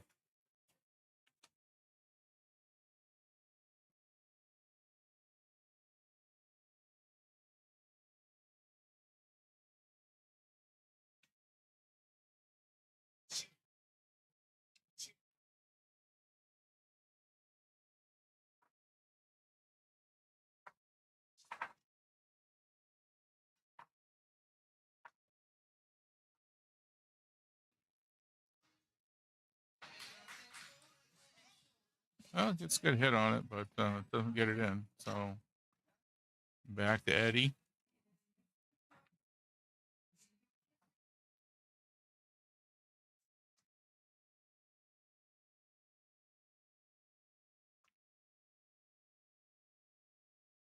And we're going to go in that pocket. Nope.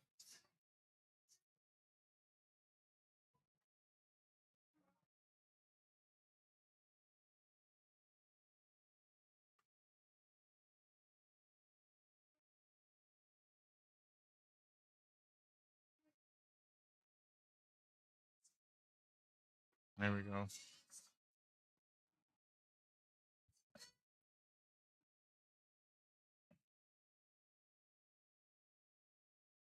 Yeah, my instinct on this would be to bank this all the way back to the bottom right corner on our screen, but see what JD wants to go with.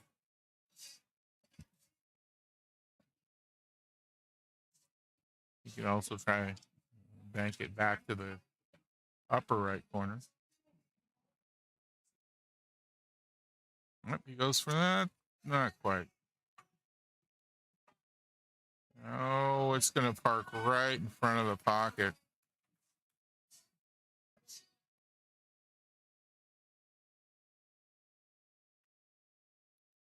And Eddie's going to put that in. 32-24.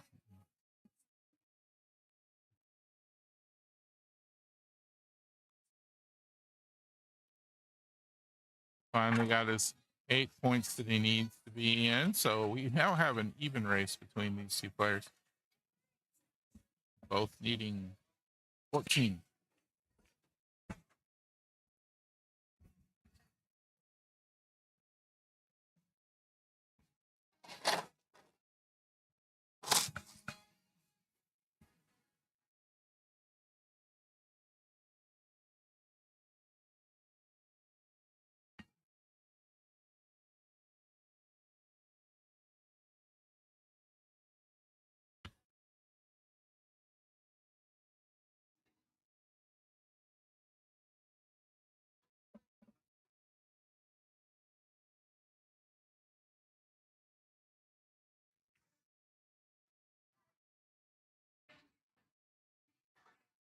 I have dry break.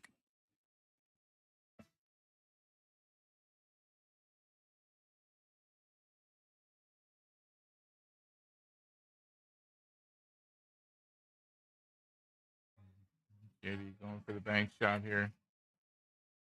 Mostly just trying to get a good defense. He's got a lot of stuff to hide that cue ball behind.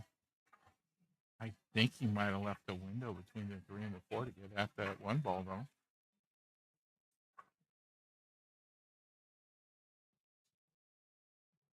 Not an easy cut shot, but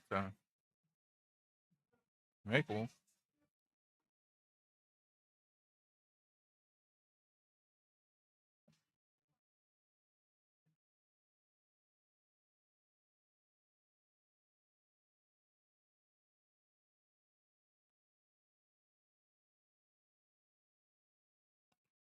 Well, gonna have the 6 ball and the 7 ball in the way for JD this time.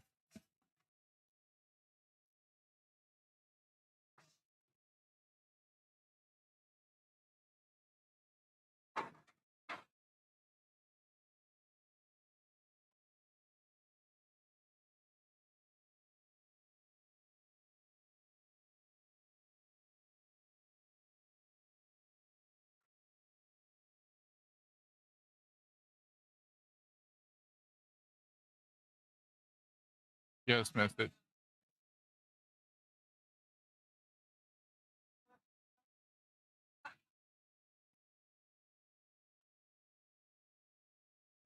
See how Eddie gets back to this 2 ball from this shot.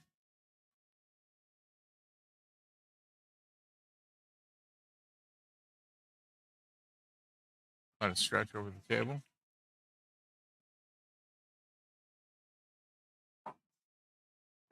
Well, a little bit further than I think he wanted, but he got back to it.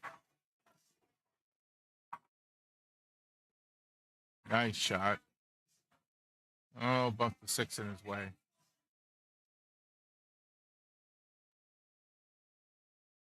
And we're going to get another dance.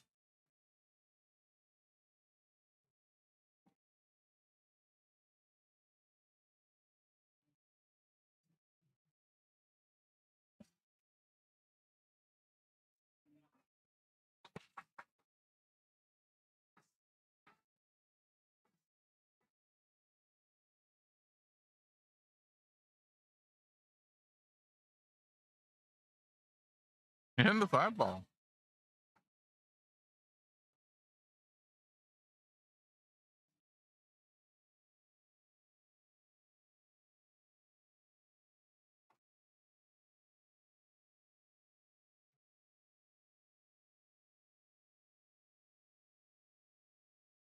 All right. JD's turn back at the table.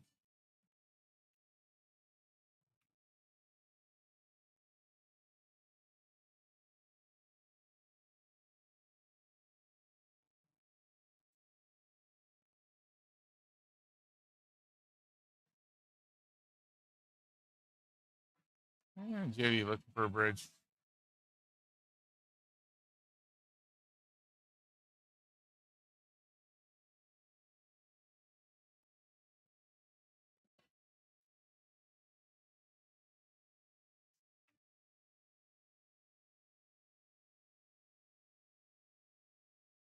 Mark, is it JD or Eddie that's colorblind? Wow. No, I have never played anybody that's colorblind before. One of these 2 individuals is. That's impressive. That's actually really impressive. Some of these, I mean, I'm sure there's some ball sets out there that are designed specifically for folks with certain types of color blindness so that the shading works, but I doubt that these are that.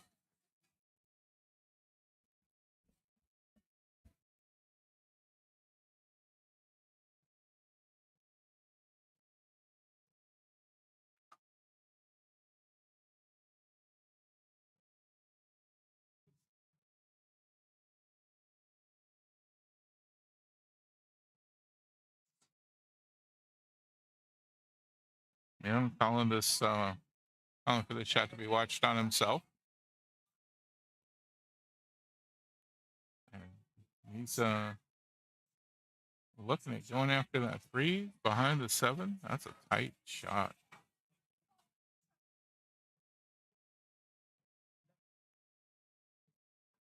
All right, bad hit on that one. Ball in hand for Eddie.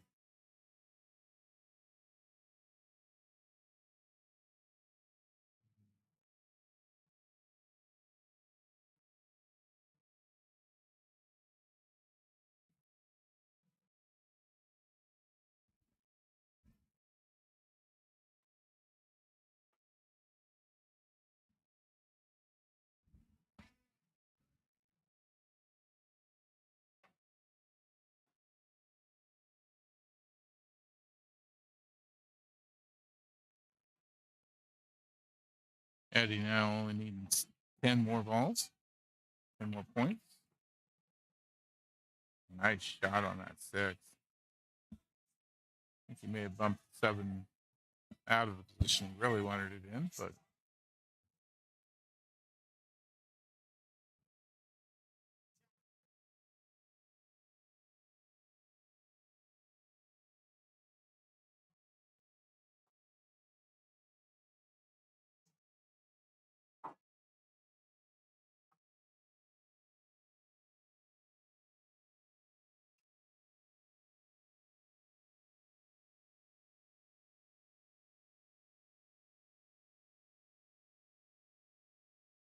oh, just missed that one.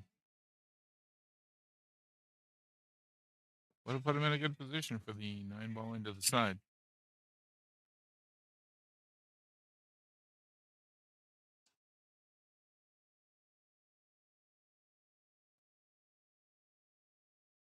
Well, I would be looking at a bank shot here. That's a really tough cut into the side for the 8. Could, of course, try and cut it all the way up to the upper right corner. He goes for the bank. Oh, he gets lucky with a cue ball bouncing it.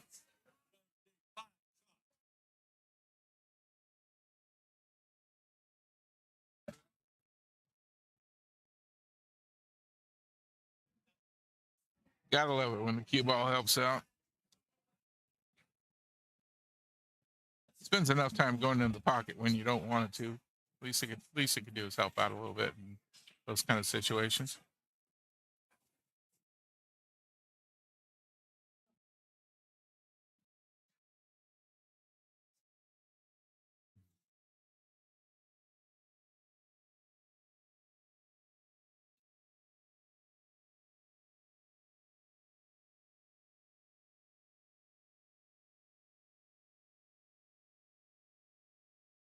And there's the 9 ball. All right, Eddie needing 6. Let's see if he can pop a couple in on the break like he's been doing, but hopefully without the scratch component. Had that happen a couple times.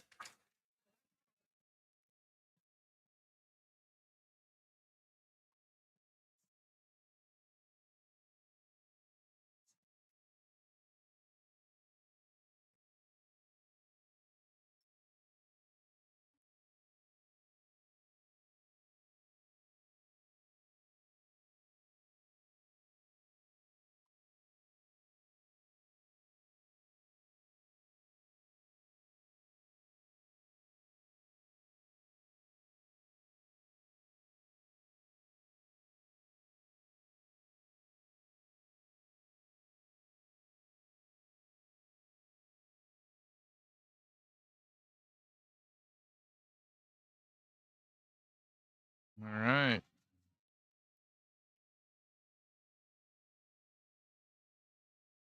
One ball's down. 2, 3 up. 4, 6, and 7. Wow. What a break. 3 balls in. And only needing 3. That looks really doable for Eddie right now.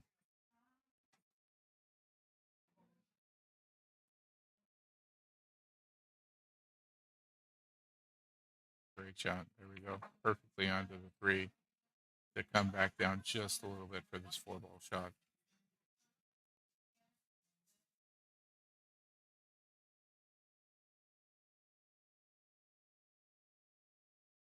Wow. What position. What a great position.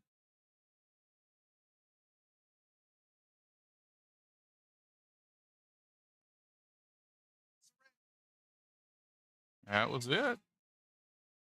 JD made it to 25 for Bravados. As a skill level 5, that's going to give a 15-5 match. You chalk funny getting to 15.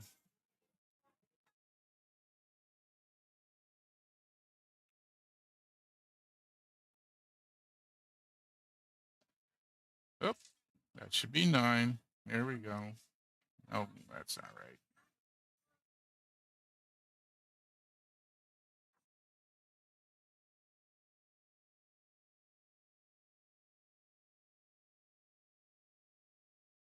$14.6. That should be 11. Here we go. I can do math. Not that. It's not been that long of a day. Yes, it has.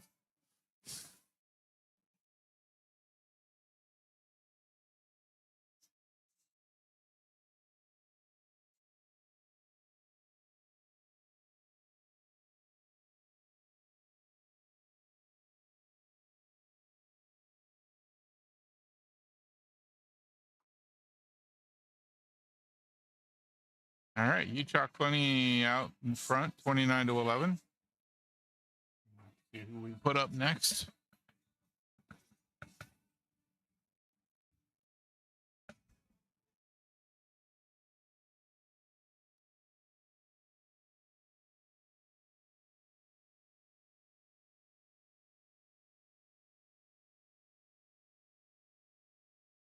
Team captain for you chalk plenty, Lori,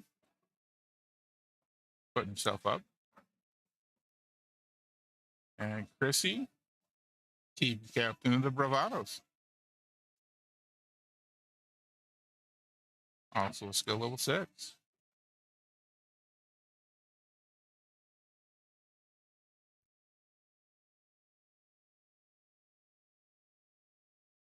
So even race to 46. Oh, that's so close. Chrissy's going to win that leg.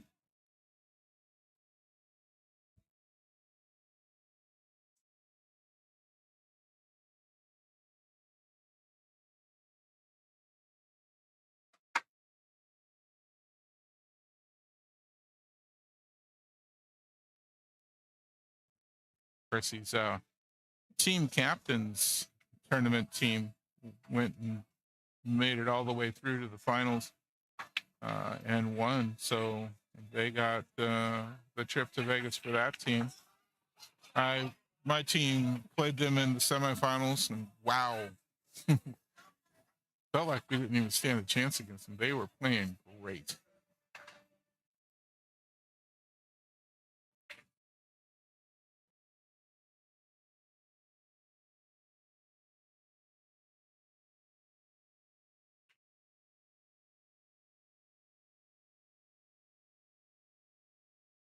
Yeah, dry break.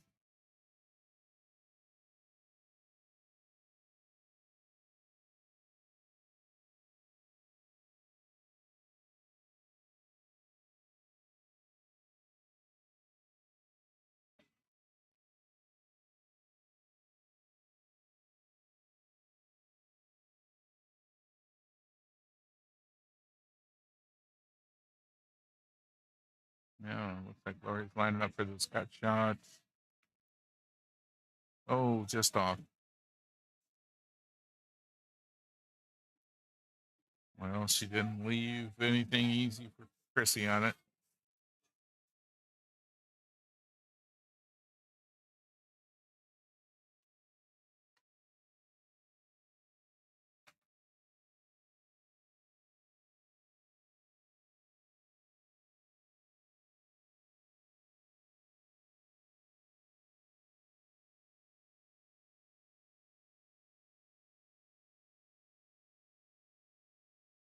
Yeah, just missed that one.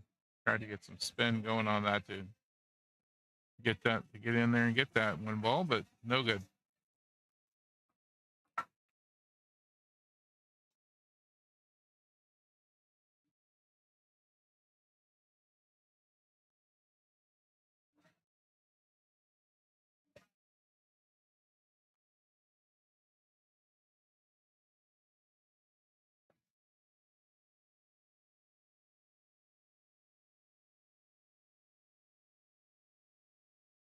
Oh, gonna get behind the 6 on that one.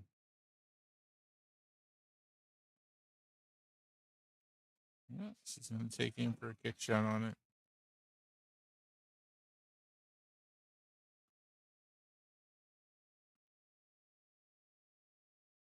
Just missed.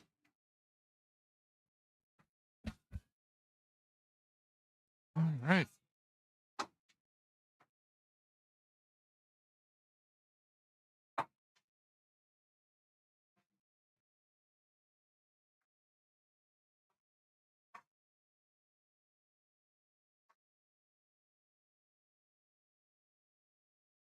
Yeah, she calls this or stop shot. But don't want to follow it too far for this 3-ball shot.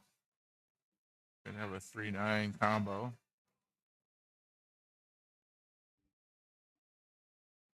Yeah, short first rack.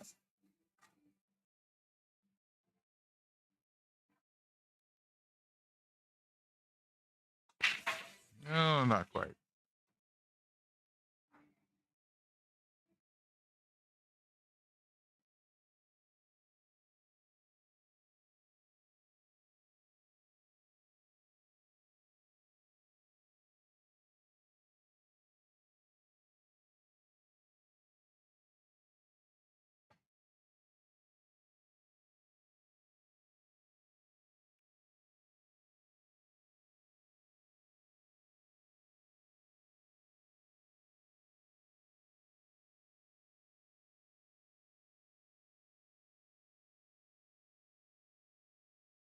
Gonna leave that. That looks like a pretty decent 4-6 combo. It's not straight in.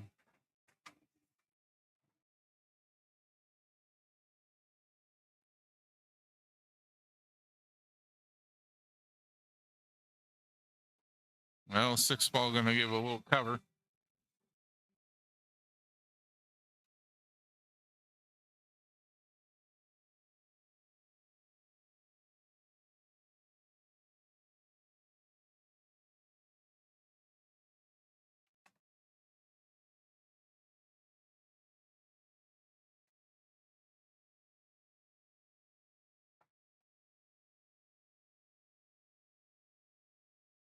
And Lori gonna miss that one.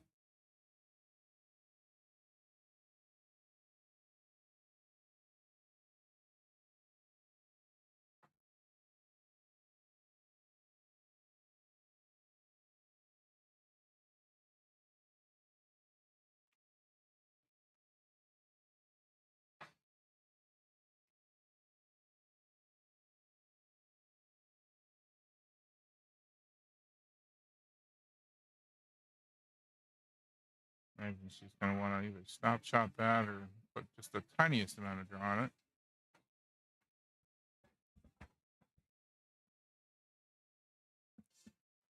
I believe the 4 will go up past the 5 here. Into that corner. Oh, she goes for the corner of Osceola. Okay. That's not what I was imagining, but I'm not at the table. It really does look different from the table. Try and get our best angle we can here, but not the easiest thing to do.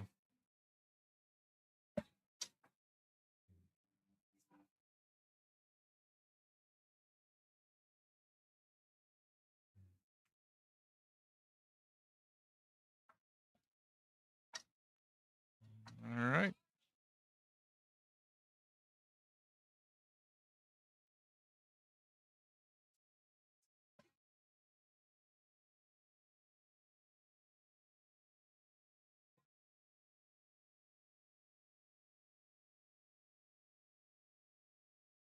Oh, calling for the shot to be watched.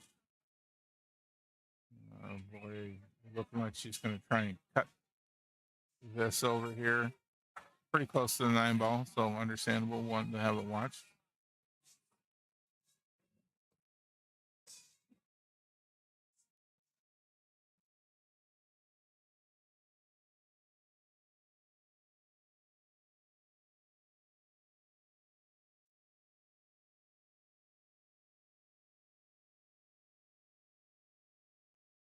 Okay, good hit. We're gonna get behind the 9 ball. Lori's gonna get lucky on that one.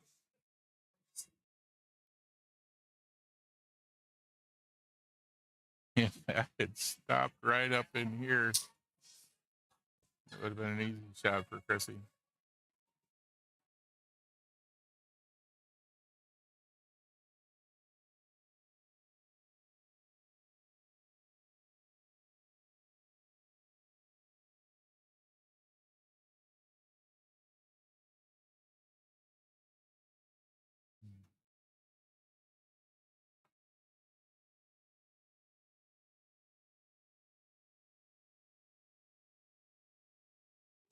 What a shot. What a shot.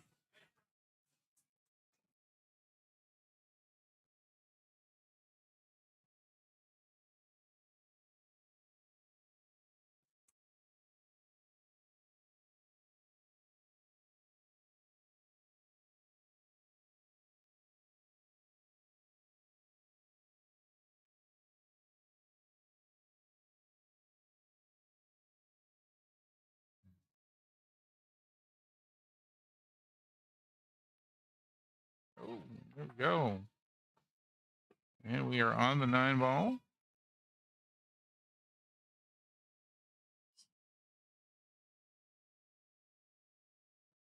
Great shot. All right. 9-1, Chrissy in the lead.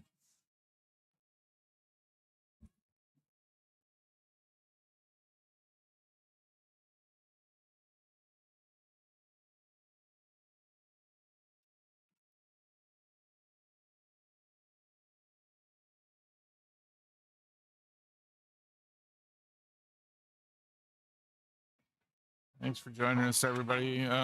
If you're just joining in, this is the Lake and Osceola World Qualifiers for 9 ball. Folks trying to get to Vegas. This is the losers bracket. So these folks all trying to stay alive and get to the last day of the tournament.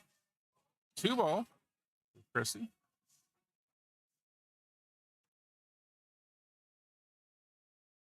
Yeah, just got to look at the 1.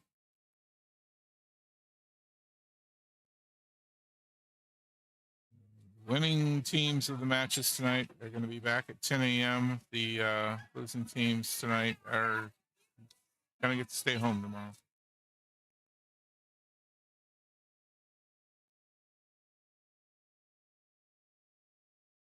Tomorrow morning at 10 a.m. will once again be all losers brackets. So our first match tomorrow will be those folks on the losers bracket that are just about to flip back over to the winners side of things.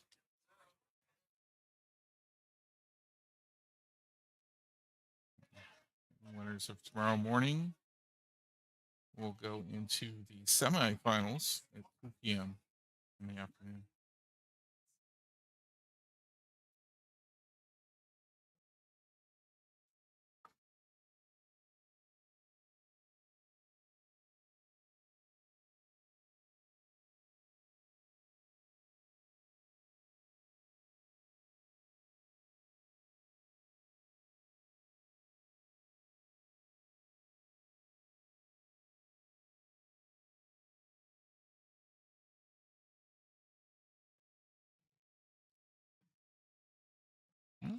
Not quite on that one. Gonna leave a cuttable shot into the side on the 4 for Chrissy. Gonna have to cut that pretty shallow. She might be able to use the 6 and not have to hit it so shallow, be able to better control the cue ball.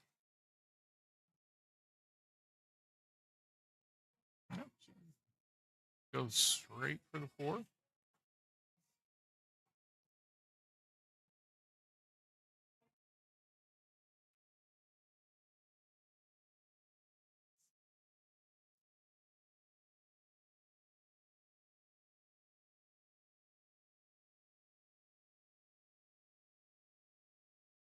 And doesn't quite get that 5 ball inside.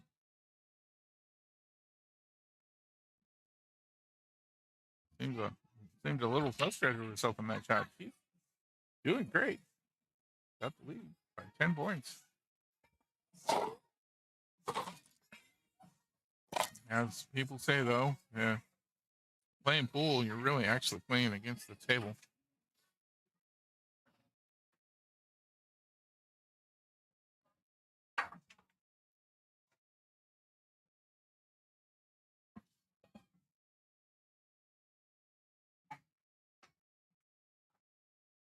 All right, Lloyd's starting to make some progress on this table.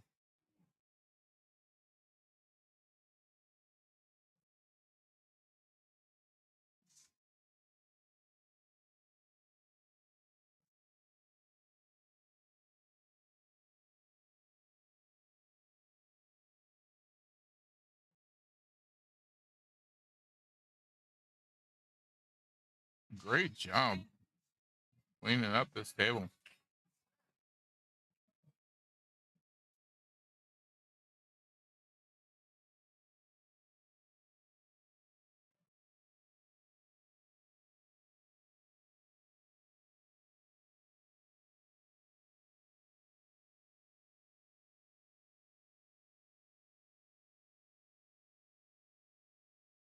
There we go.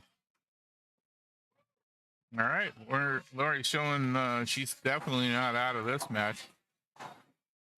12-8 now.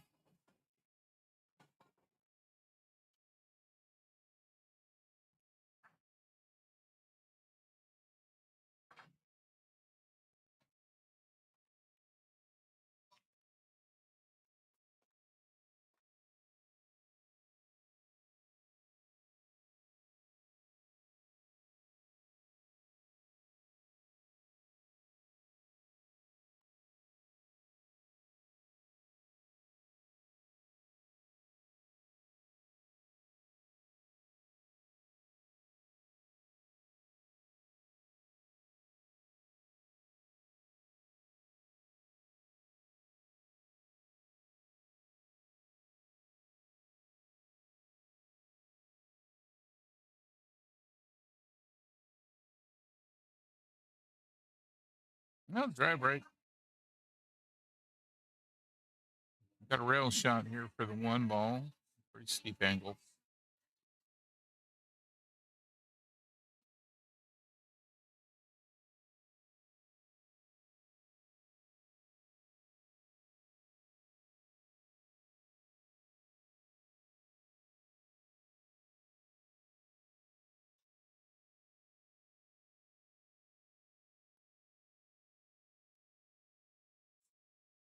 All right, defensive shot.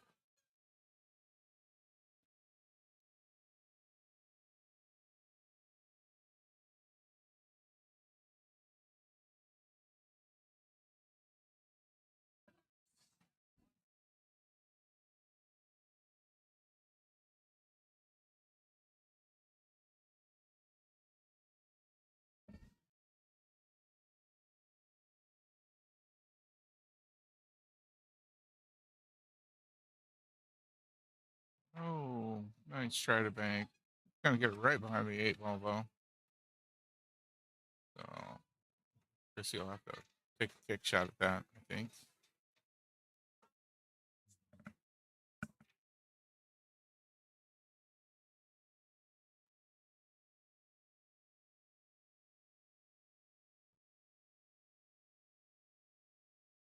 All right, Collins just got to watch the shot here.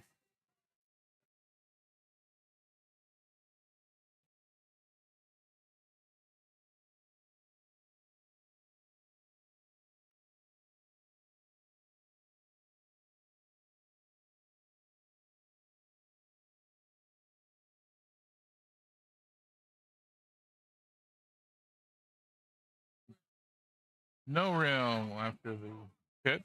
Did hit on the one, but did not make a rail. So ball in hand. I mean, for me, I like one ball this way to stay on the shot line for the 2 ball. Stop shot, of course, works perfectly here as well.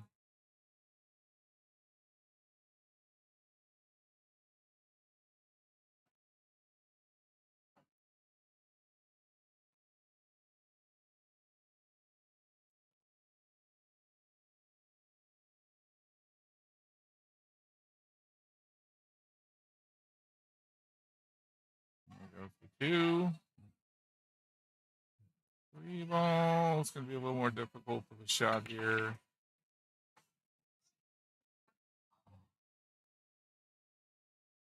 I don't know that it goes by the 4 on the way up to the corner pocket and still has a good line for the corner pocket.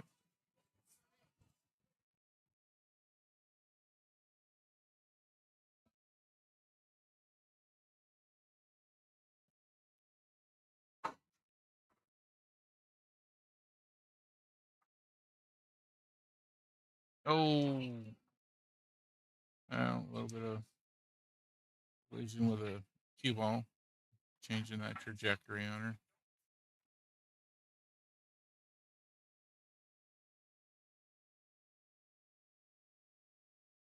I kind of like placing the cue ball right here, cutting that in, and having the cue ball come around this way for the 4 ball. But Chrissy's a much better shot than I am. Let's see what she likes.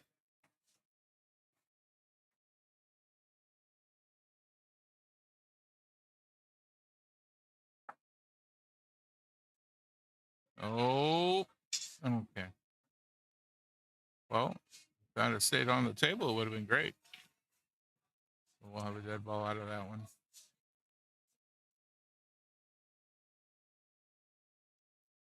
A little bit of follow on this 4 ball to get a great line on the 5. Still want to leave some angle on the 5 ball so you can come back on the 6.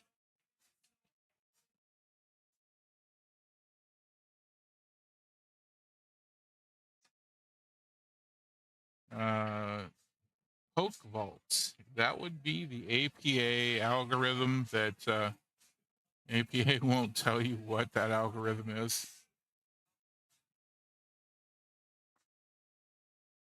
But they use it to determine who's what.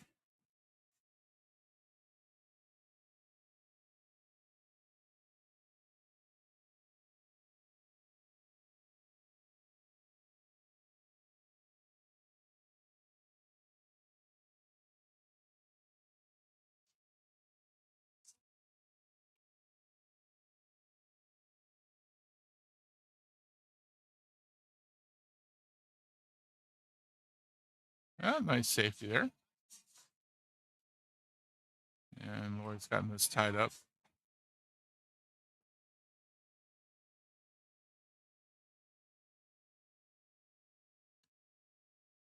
Football, what area you calling or watching from?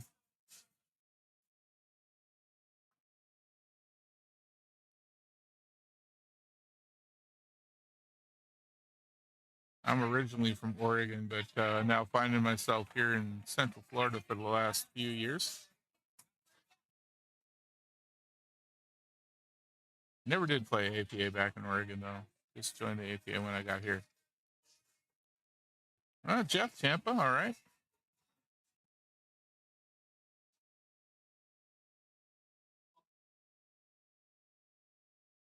Southern California, okay. I've got a guy on my Saturday team who's from Southern California, and he hasn't played. He's been here for 3 years. Hasn't played since he first moved here.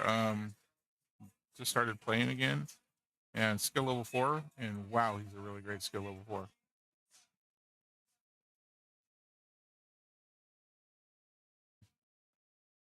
I'm not sure I know the difference between all the crazy people and the normal humans.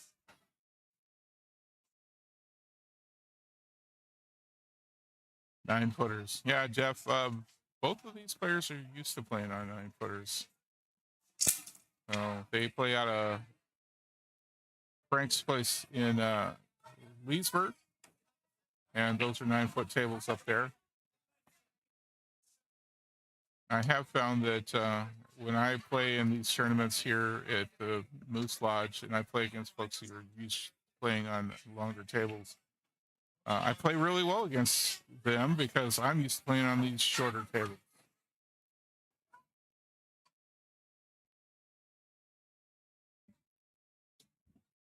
Mad Hippo, we have 7-foot diamonds.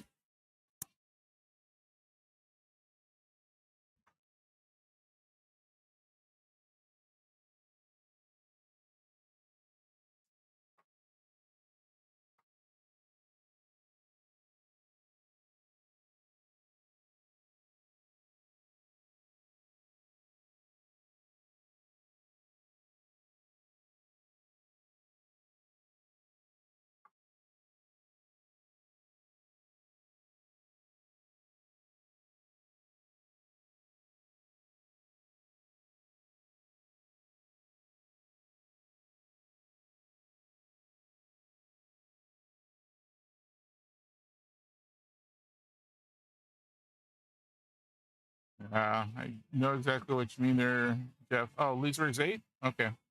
Thought they were 9-footers. I'm so used to the 7-footers that I go up there to play Frank's Place and those tables mess me up. I've played pretty well on them a couple of times, but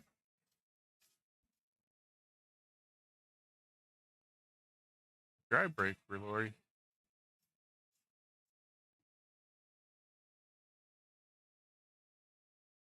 I like Frank's Place, but I think the tables feel a little too close together.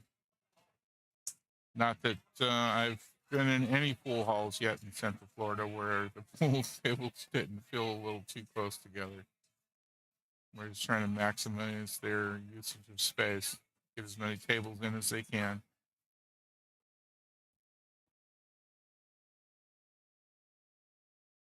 My favorite pool hall of all time doesn't exist anymore. There's the 9-ball. My favorite pool hall of all time is one town I grew up in Oregon.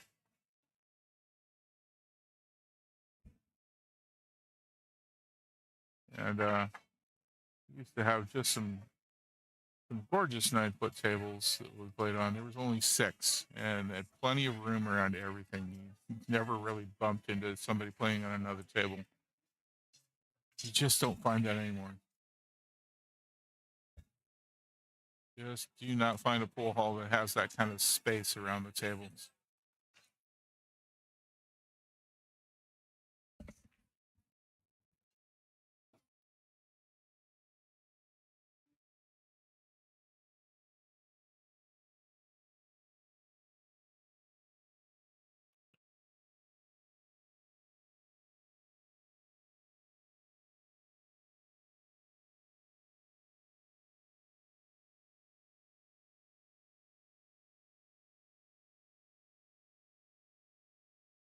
Well, we got 2-ball in on the break. Haven't been to Strokers in Palm Harbor yet.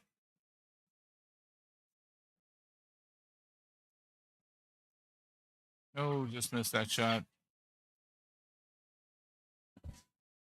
Need to get around to a few more pool halls. I spend almost all my time at Mad Hippo, and I wouldn't really call that a pool hall. It's got the 6, 7-foot diamonds with 4 1/4 pockets, but it's not really a pool hall.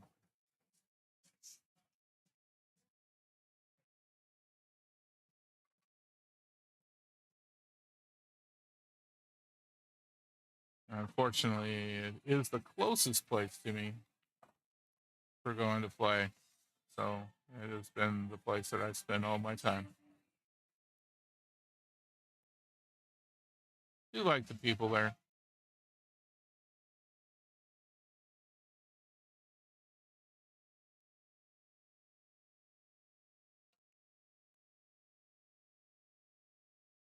All right.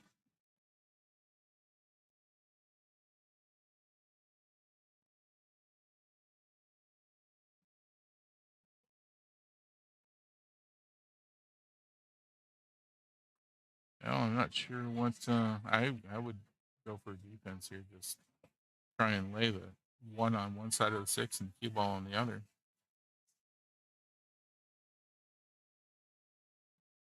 She gets lucky with a 3-ball.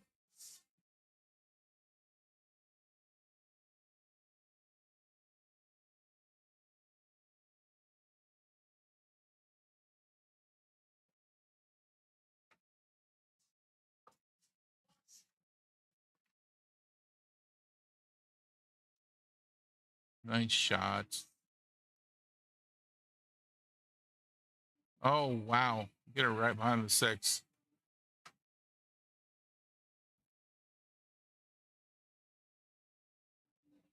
Yeah, I really enjoy. Well, I got to say, everywhere I've played in the Lake and Osceola area has been a lot of great people to hang out with and shoot pool.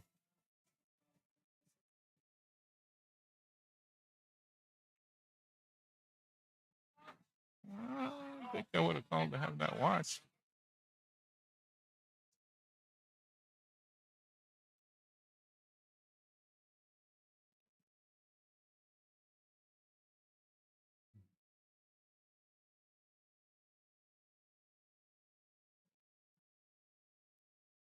Frank's place, Jeff, is in Leesburg. Like I said, definitely old school pool hall.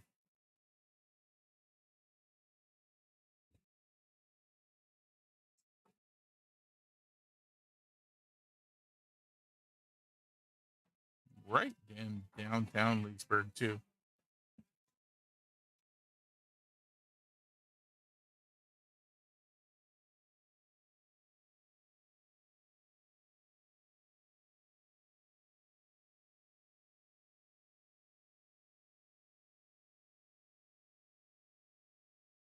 Nice shot on the floor.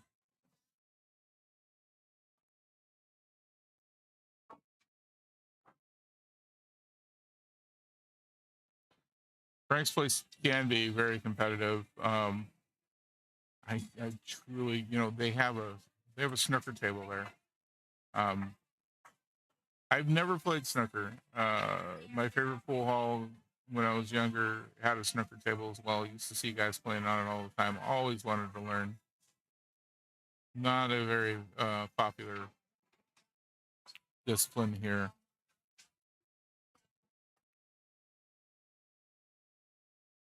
All right.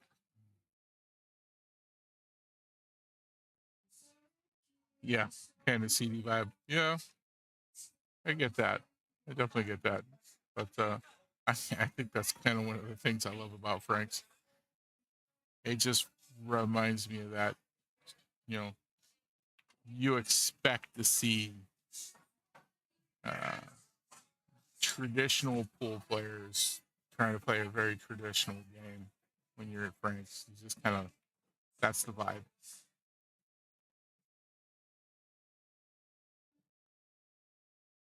Mad Hippo, the vibe's more of, well, biker bar. It just happens to have karaoke and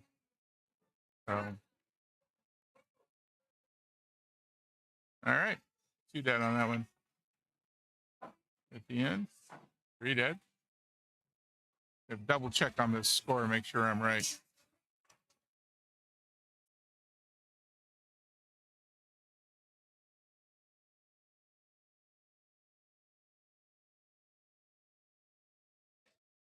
Okay, over here in the scorekeepers conferring with each other, 19-20 is correct.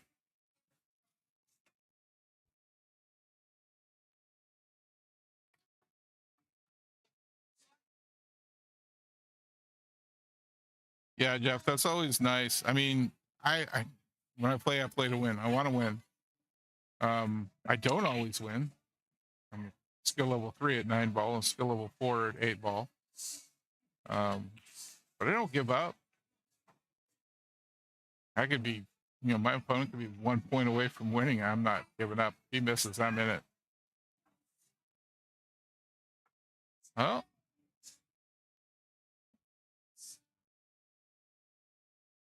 Four ball down, but with the scratch, that makes it dead. I like the shot on the one into the side here to get over to the 2. Just follow that out. Leave the cue ball somewhere in here.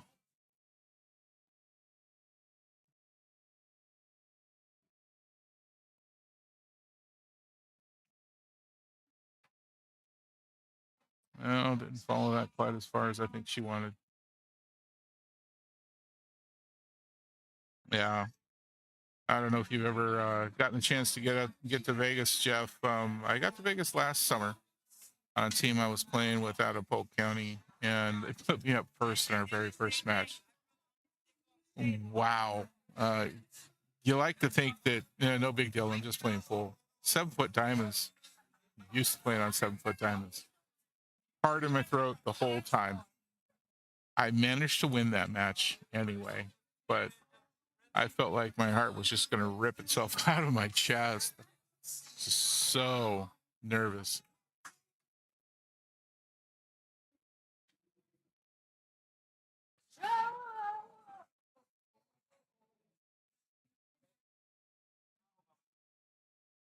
All right.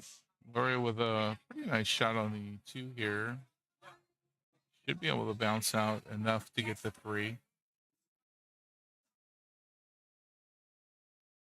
Well, a little too far on that bounce.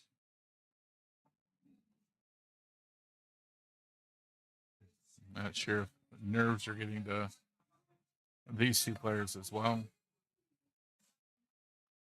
They do both know that losing here means they're done. No hope of going to Vegas for these teams. Good hit.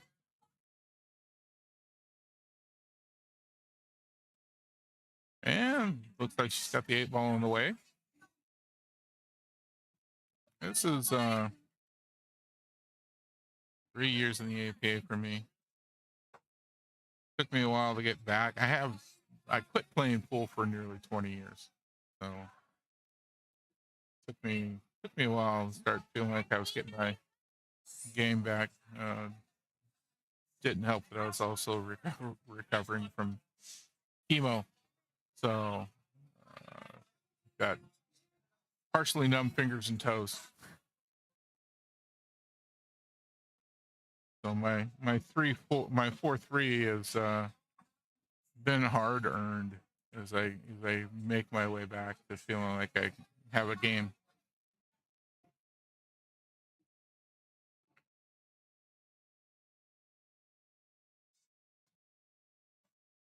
No, that would be a defensive shot for. Oof! I don't think that's what you wanted.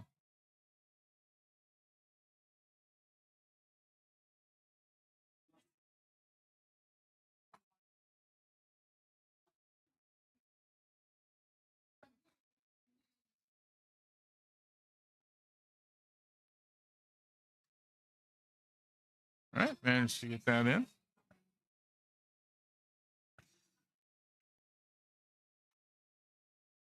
People will tell people that they're underrated all the time if they have a really good game.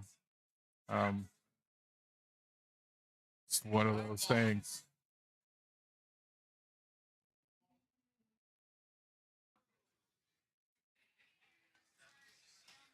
Oh, I can't believe you missed that 3 ball.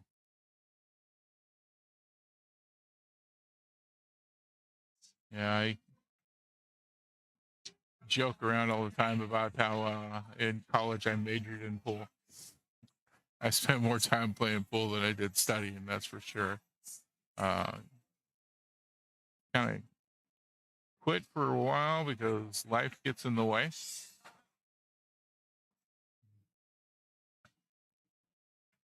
Oh, after cancer, though, I decided I wanted to do something I love doing. And I always had a great time playing pool. So picked it back up.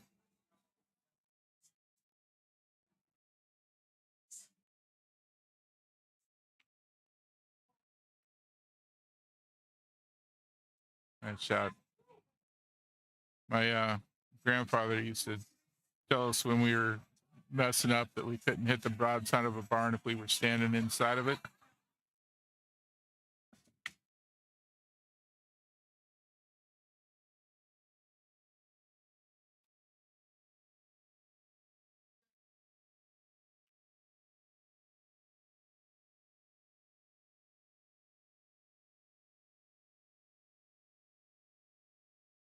That's not an easy cut.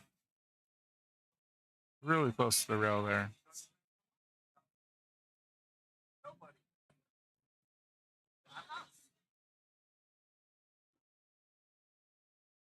Nice shot. There we go. Yeah, I've had 2s on my team that have a great night, and then everybody's complaining. They're no 2. They're no 2. Of course, I've had a really good night at the table and had people tell me I was a 5. Like, I am so not ready to be a 5. I might have the occasional really good night, but I am not ready to be a 5. I don't have the consistency. I might have a good night or 2 here and there. Biggest problem in tournaments is usually when people are playing against a team that they don't know, right? So that person's a 3, and all of a sudden they have a really great game, and oh, they're no 3, they're underrated. Well, maybe they are, maybe they aren't. Unfortunately, you have no experience with the person, so you don't know for sure.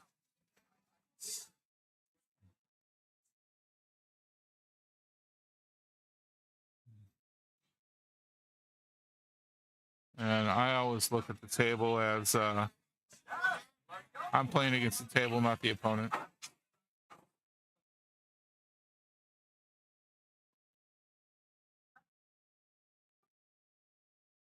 Yeah, we're in a race to see who can get to something first, but I'll win if I'm playing well enough. And I don't care who you put me up against. If I'm playing good enough, I will win.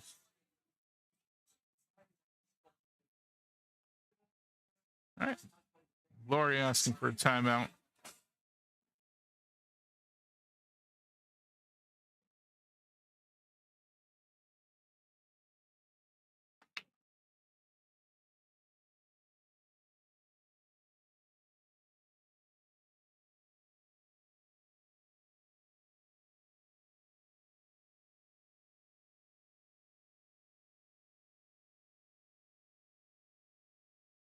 I agree with you, Jeff. Highlight of my week. Usually Thursday nights. Team I've been on the longest, Thursdays, Double Jeopardy.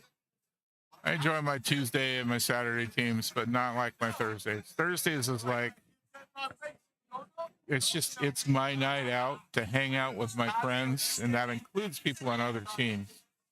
You know, I've got lots of friends throughout the entire pool hall. Yeah, there's one or two that I'm like, that guy, I'm not so fond of, but nobody that I can't stand, absolutely can't stand. For the most part, coming in on Thursdays is a whole lot of, hey, how you doing? Great shot. Encouragement all around. Best night of the week.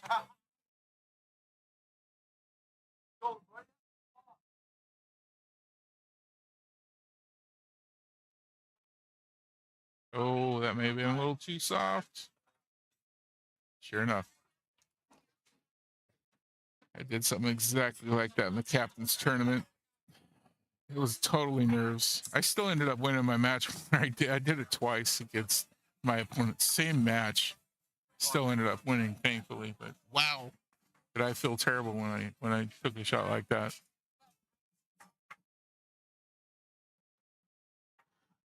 I played at Bruins once when I was playing for Polk County.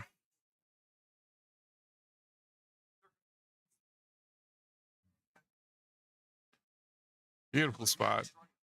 I tell you what, if I ever get a chance to semi-retire from what I do for a living now, I would love to open up a pool hall.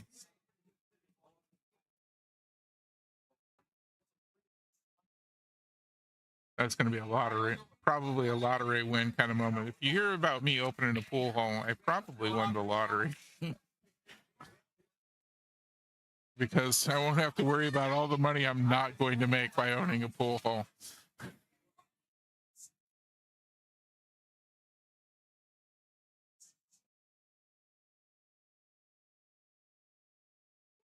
I spend all day there, most days.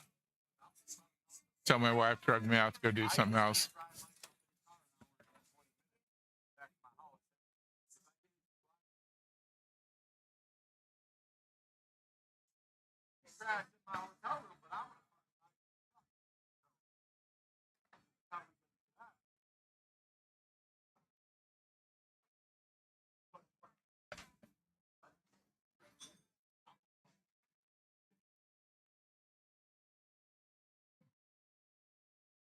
Pool halls, and definitely not my wife's thing. She has some issues with loud noises, and just not would not work out for her. So, do wish that she enjoyed playing pool as much as I did, because it'd be nice for Scotch doubles.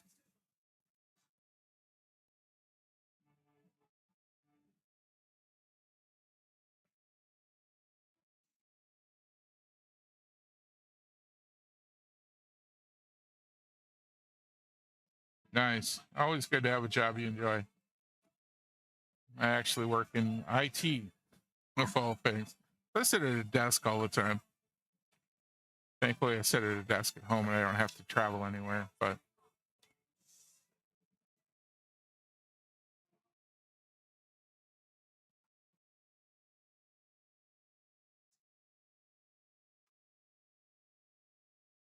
oh, just missed that one. Oh, that's going to leave a fairly easy cut shot for Lori.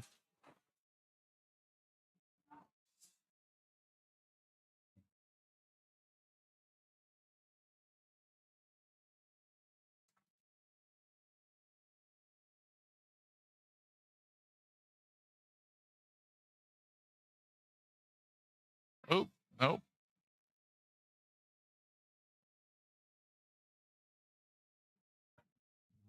5-ball being a struggle.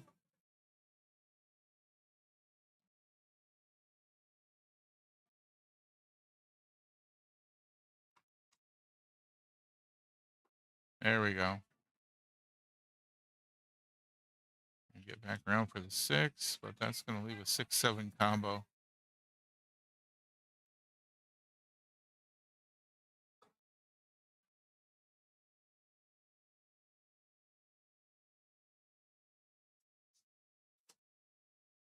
Nice job on the combo, though. 7-ball in. Chrissy was ahead. Oh, first couple of racks of this match. Lori's managed to catch back up.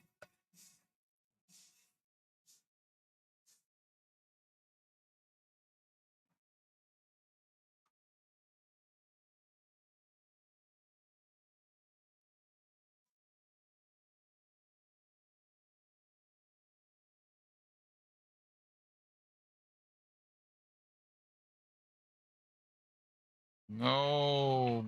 Oh. Now she banked it. Unfortunately, the cue ball went for the opposite corner.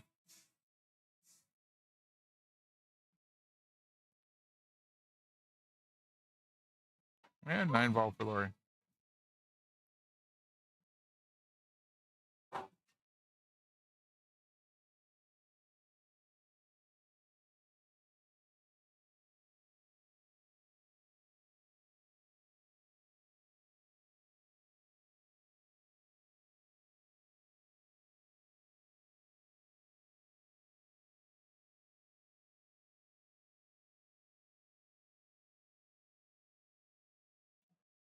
Okay, just double checking to make sure I have the score right. Looks like I do. 25-32.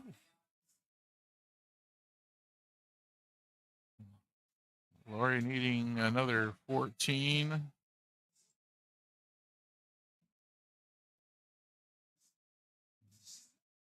Chrissy needing 21.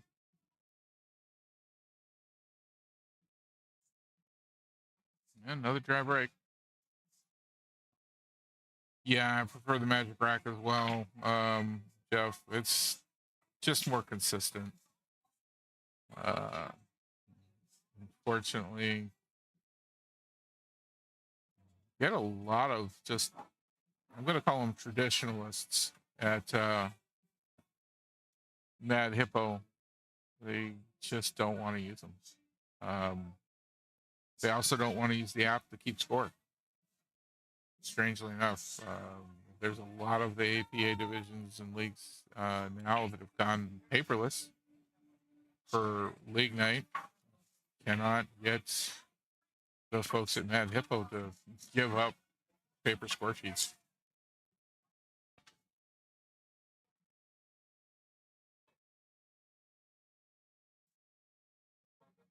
I don't blame them. for one reason alone. At Mad Hippo, internet there's spotty. It can be problematic to try and keep score on the app.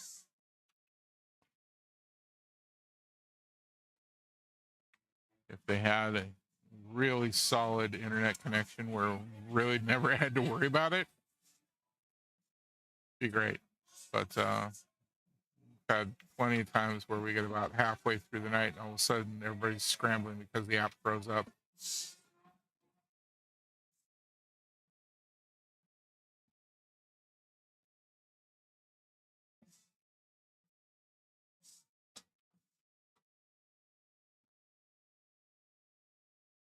Now, Jeff, I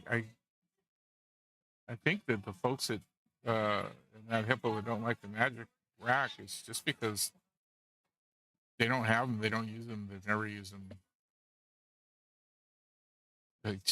I've pulled them out. I actually run a chip tournament monthly at Mad Hippo, and I've pulled them out to use them there, and half the people will pick them up and try and use it, and they'll use it for the first few racks, and then they give up and they want to go back to the plastic rack that comes with the table.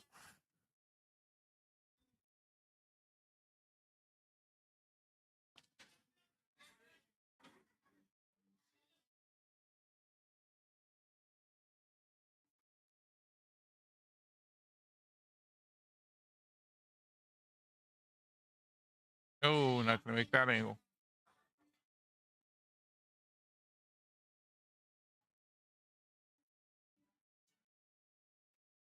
I personally like anything that leads to consistency in my game. The Magic Rack being one of those things. It leads to consistency. I don't have to worry about how the balls are racked. They're going to be touching each other. We're not going to have the gaps.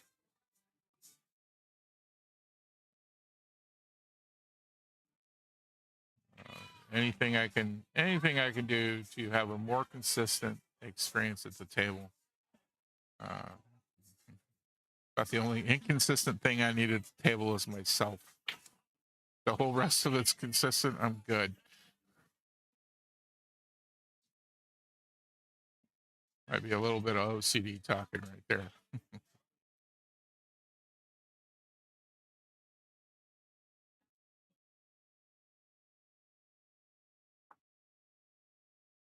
Nice shot. All right. Well, she's got a nice cut angle there.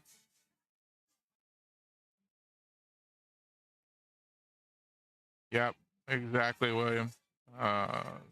Traditionalists want that rack done by hand and in the rack supplied with the table because it's the way it's been done forever. But then you'll also see those same exact people shooting with a carbon fiber shaft. So, okay, sure. Tell me another one. Pull the other finger.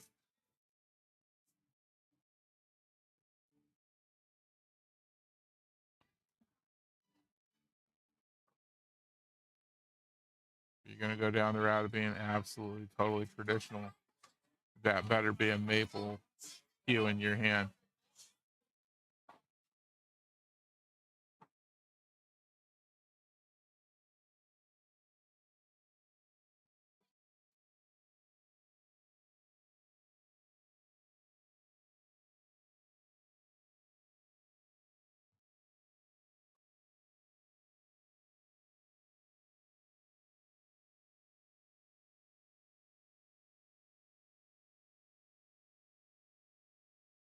I think, William, that it really comes down to people will pick up and run with anything that has been proven to them is going to give them an advantage every time. When you take out the inconsistencies in the rack, it doesn't necessarily give you an advantage every time until you learn how to break with a consistent rack. Yeah, carbon fiber Q, that's at this point, that carbon fiber shaft has been well proven to give you an advantage. That lower deflection. That being said, I know plenty of guys who can use a good old fashioned Maples cue stick and do crazy, crazy great things with it. We got a new guy playing at Mad Hippo right now that's the 6, and quite frankly, he might be a little bit underrated as a 6. He uses one of the house cues. He doesn't even have a cue of his own. He picks up one of the broomsticks with a tip on it that we have there sitting around the side. And those things are in sad shape. And he dominates with it.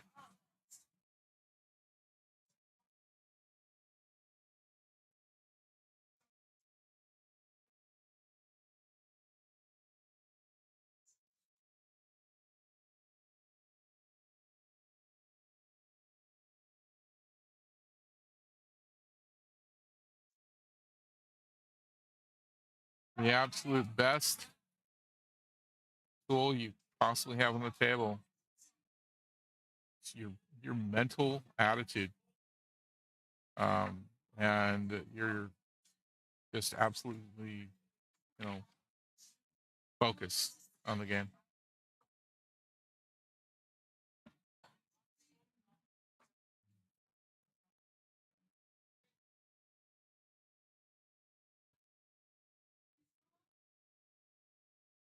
Everything else might help a little here and there, but it's still the player. You can hand me it's the best cue in the world, and I'll still get just absolutely beaten to a pulp by half the players I play against because they're just better than me. Doesn't mean I don't want that nice cue. I will be one of those guys that if I had the money to start collecting fancy cues, I'd need a whole room.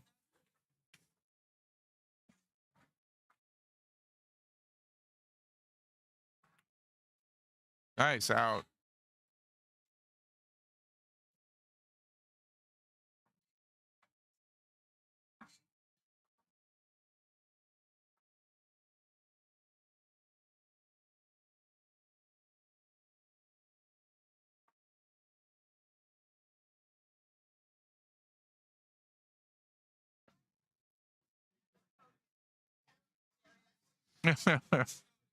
Yeah, William, I've been looking every once in a while. I see on like Facebook Marketplace or eBay one of those cues that's actually it's a cane, and you open up the cane and pull the shaft out of it and put it all together. I so want to get one of those. I just admire the craftsmanship of it. I've got a bad knee too, so it'd be functional, and I'd always have my pull cue with me.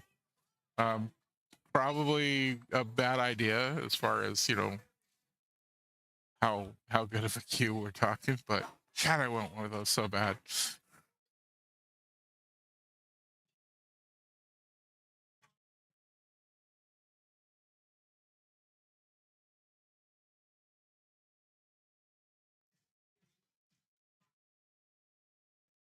Oh, just missed that combo.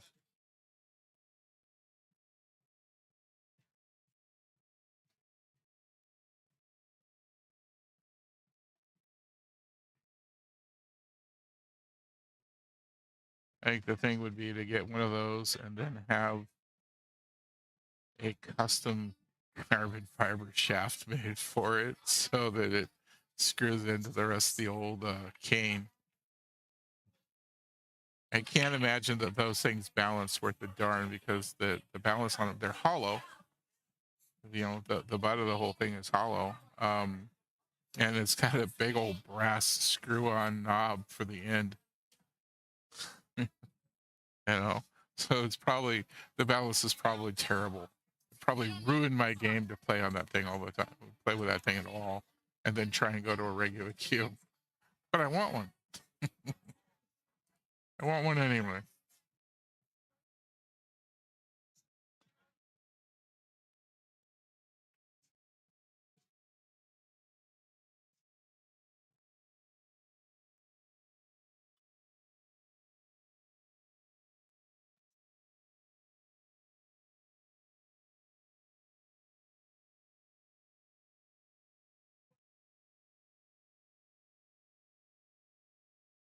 There we go. Get this rack going finally.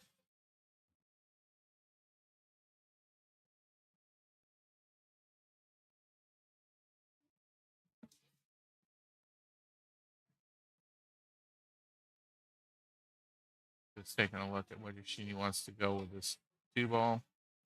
Oh, I have to put that back. The appropriate way of doing this, if you accidentally move a ball, is of course to confer with your opponent as to where it goes. You're not supposed to just grab it and put it back on your own without talking to your opponent about that.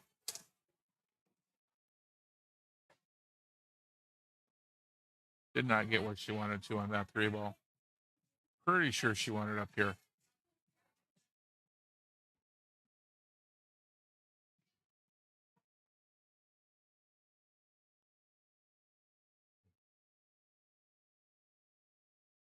Chrissy taking a moment to figure out what she wants to do with this thing. This would be a defensive shot for me.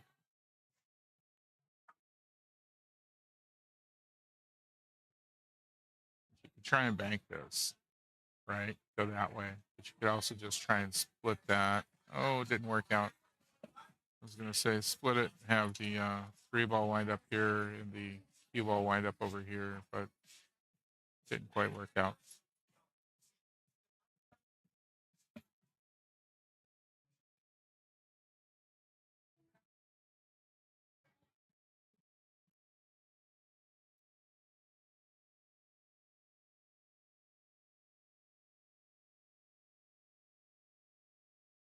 Well, that's going to work a lot better for a defensive shot. Unfortunately, that looks actually like Chrissy can get right up there and cut that in.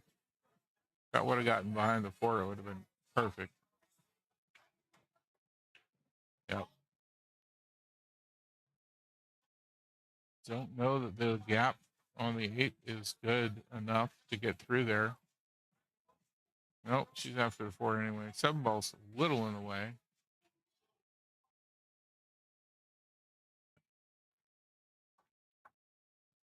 Oh, what a bank. What a bank shot.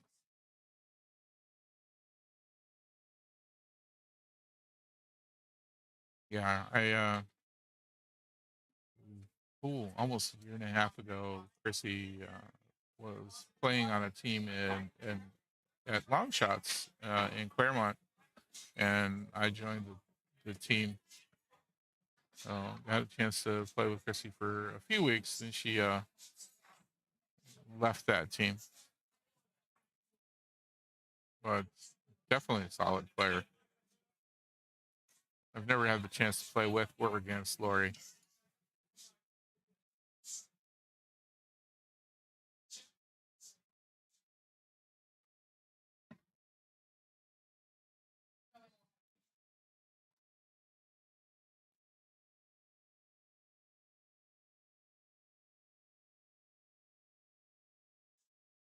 All right. Good kick shot, at least. I would definitely say that these ladies are not playing up to the level that I normally see them play. I've watched Lori play a few times, tri-cups and world qualifiers, but haven't had the chance to play against her. I have had my team play against Chrissy's team. He's a very tough opponent usually.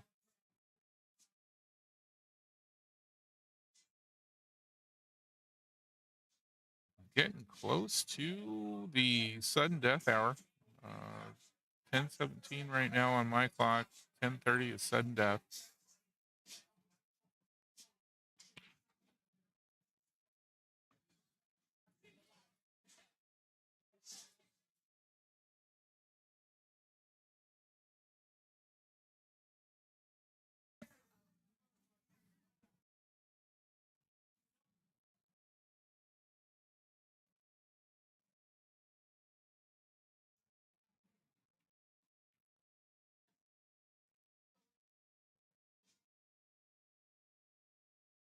All right, definitely a makeable shot into the side here. Cue ball should come down this way for a nice shot on the 8.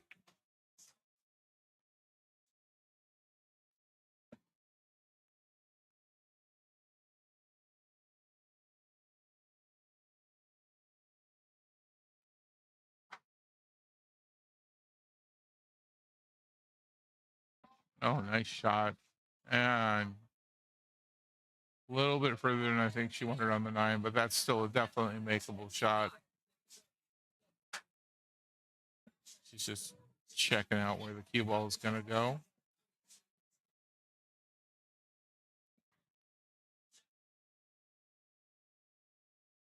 There we are.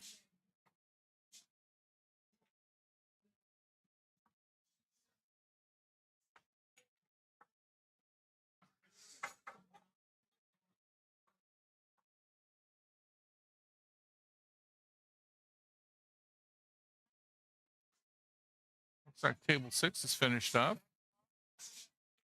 And so is table 3. I'll have to check and see how they did.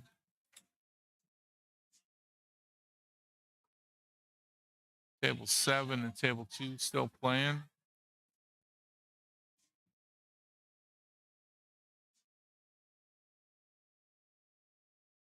Table 7 is a team called Pool Party from Mad Hippo. They play on Thursday nights as well.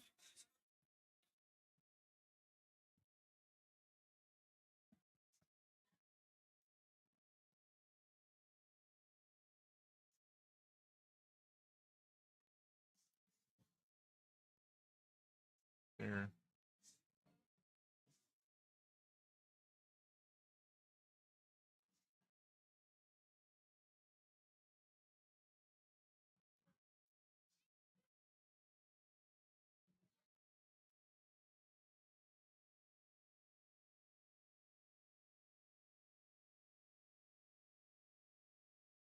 A little confusion on the score there. The UChalk Funny scorekeeper saying that Chrissy has 43, not 44.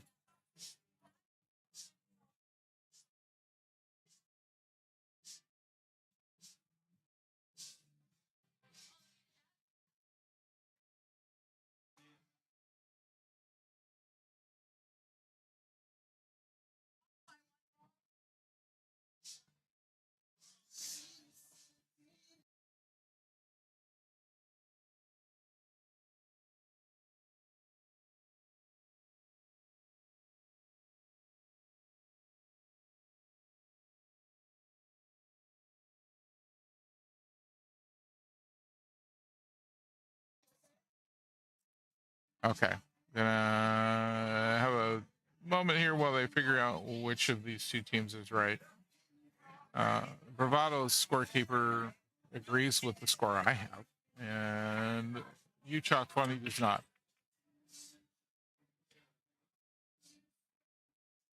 Well, we got a dry break.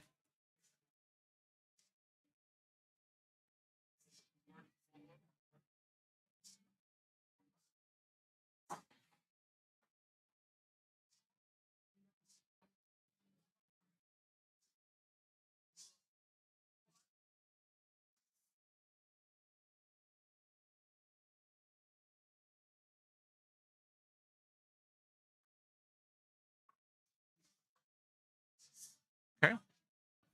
Consensus after doing a little bit of recount is that 43 is the correct number for Chrissy.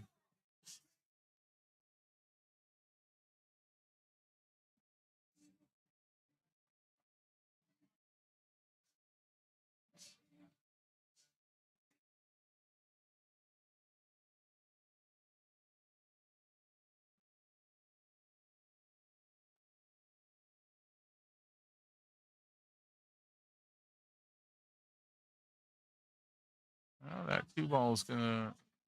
She's got a good line to get at it, but I don't know if she can get the left side of it the way she needs to. Definitely Lori not giving up. She's got a determined face.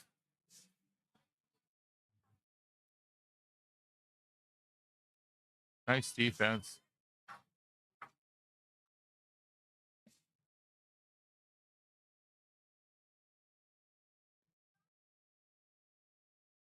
And got to call for this. Call for this to be watched.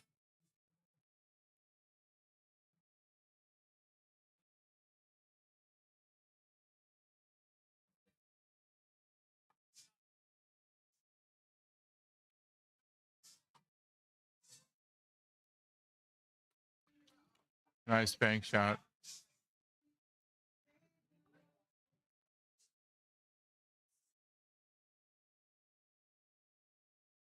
Oh, here we go. Oh, is that going to get? Nice defense. That's a difficult one. Trying to control the speed so that you get that 8 ball in the way. She could have gone a little bit harder and bumped the 9. Ooh. Oh, that hurts.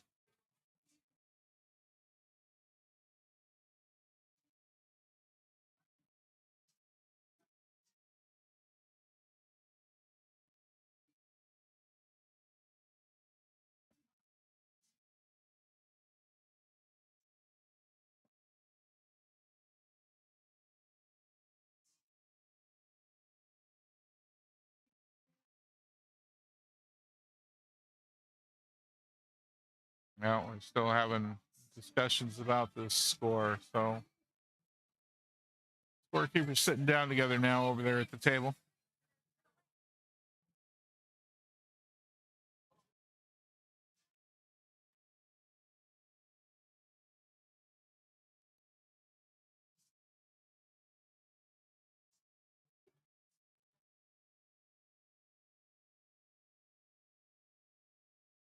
Yeah, got that a little thick on that 3-ball shot and wound up scratching on it.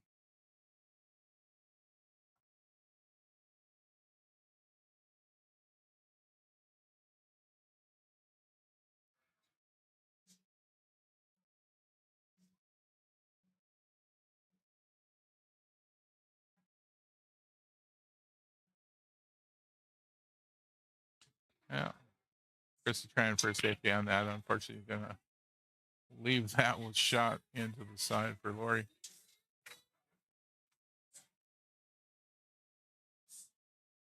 Cue ball should come down around this way. Depending on what spin she puts on it. Oh, she almost got the 9.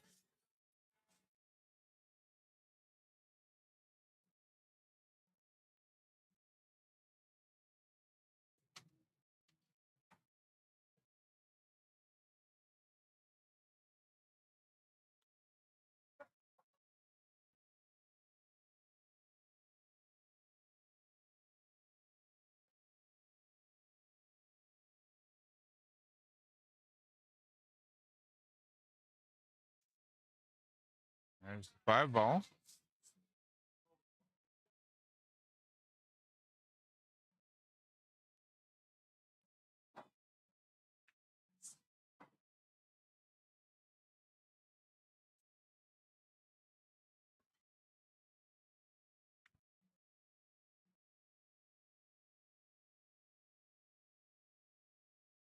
Nice shot.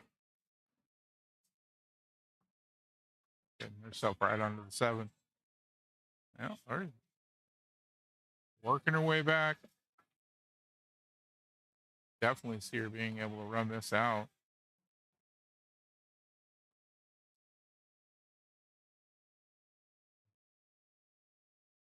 These last 3 points had put her at 42.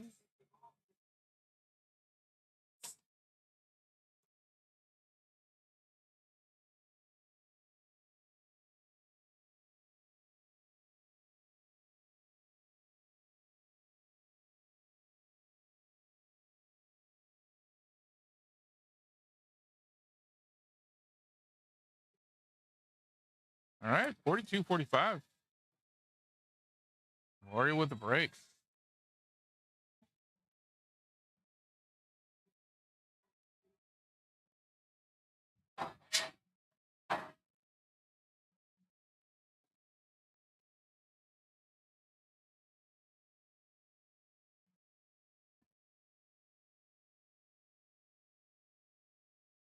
All right. Lori needing 4. Chrissy needing 1. Both teams filing an agreement on the score.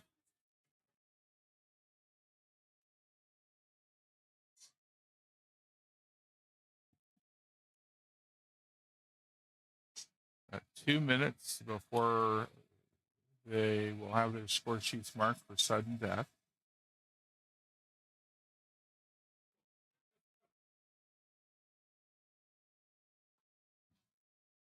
Three ball, and the 2 ball, putting her at 44. This 1 ball is going to be a hard one to get in. Not an easy shot.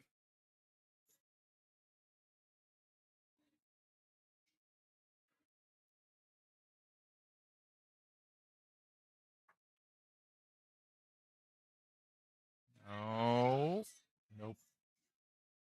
Oh, second. Oh, all the places to stop. Ooh, right on the corner. Right on the corner of the pocket. Oh my. That's got to be approached just right, and she's on the wrong side of the equation for getting on that one without something really good. I have seen Chrissy make some pretty incredible shots. Not going to put it past her. This is not an easy one at all.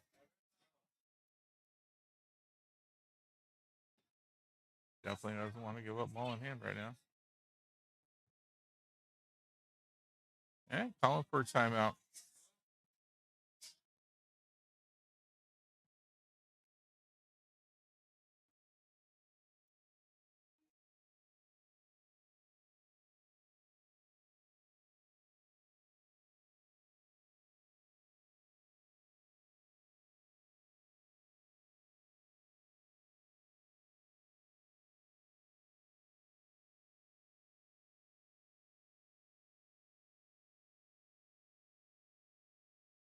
I wouldn't have the first clue what to do for this one other than to just go right up and back to try and hit it.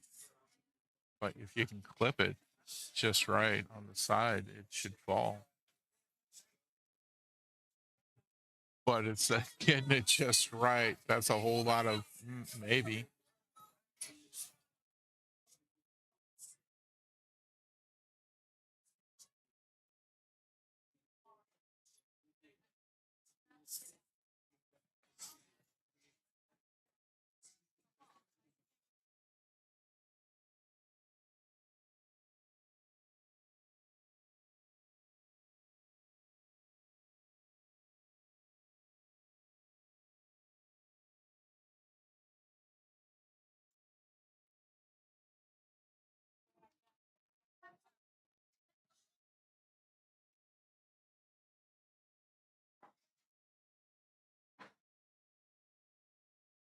Okay, time up.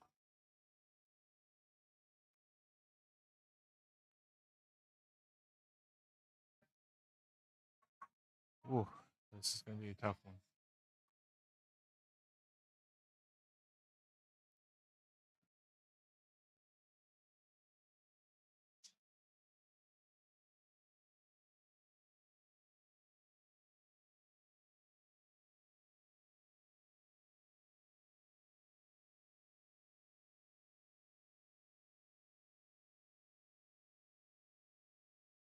Oh, wow. I think that might be about as good a result as she could get.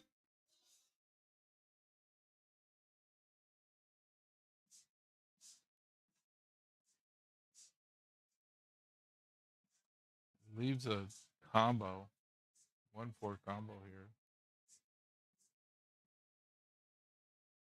And Lori's going to call for a timeout.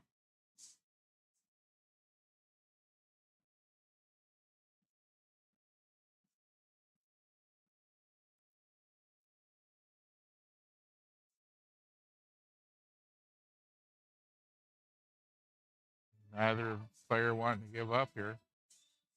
Don't blame him.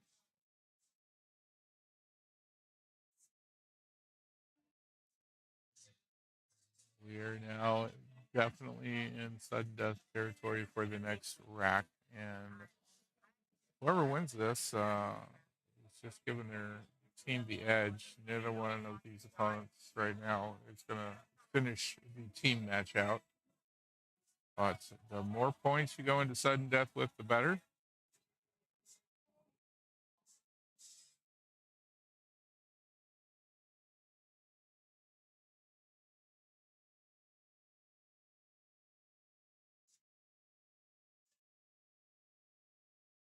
She goes safety instead of trying for the combo.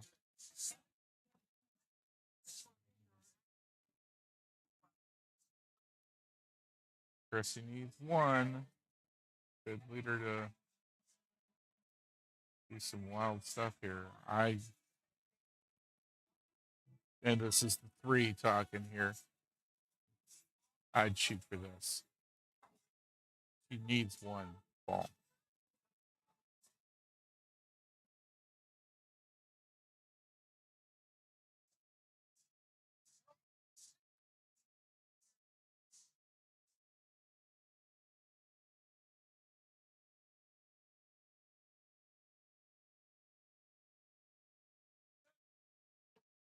There it is. 6 ball.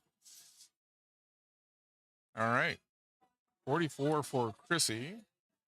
Or for Lori, excuse me. 44 for Lori is going to make that a 12-8 match. So 23 points for Bravados.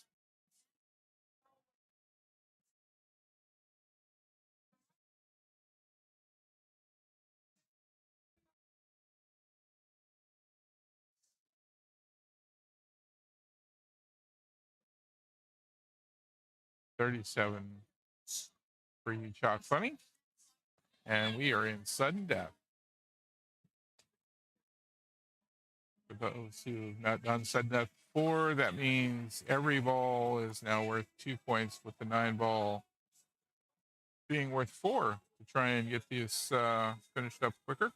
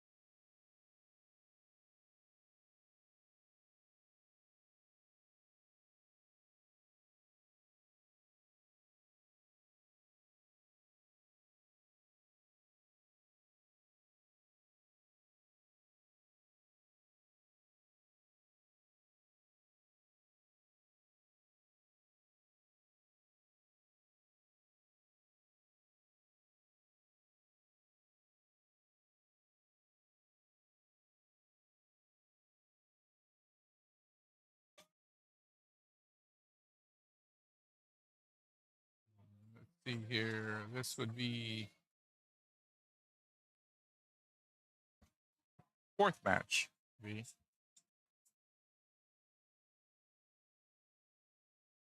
Starting the 4th match, we are in sudden death.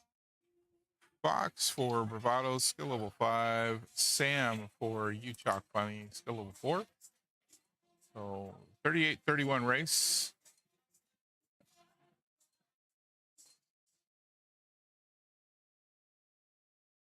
And every ball is double the points it would be normally.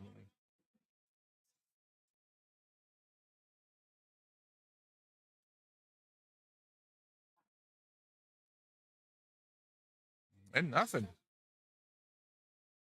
Oh, got a clear shot at the one. Not an easy one to get in, though.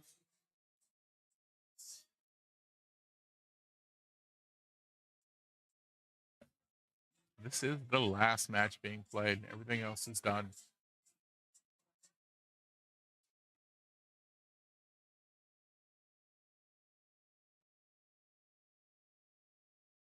Every single round has gone into sudden death this evening, today. So I think he can get between the 9 and the 6 for this one ball.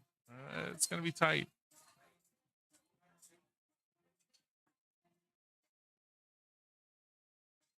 There we are. First 2 points.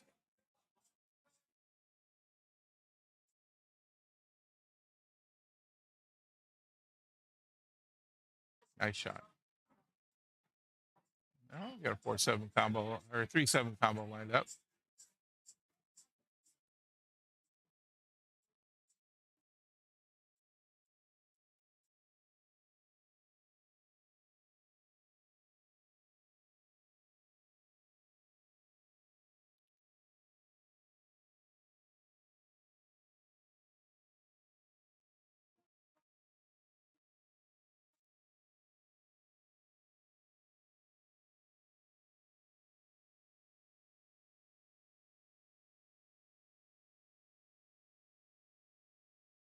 Nice try at that. Bang. Gonna leave it behind the 5 and make Fox kick at it.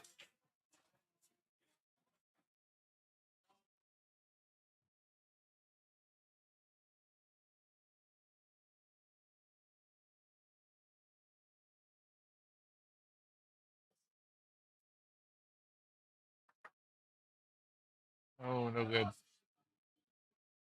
Probably ball in hand.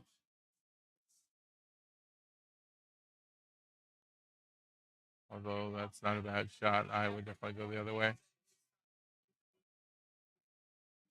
A little easier to make sure you wind up right about here. There's a shot on the 4, which will put you onto the 5, which will put you onto the 6.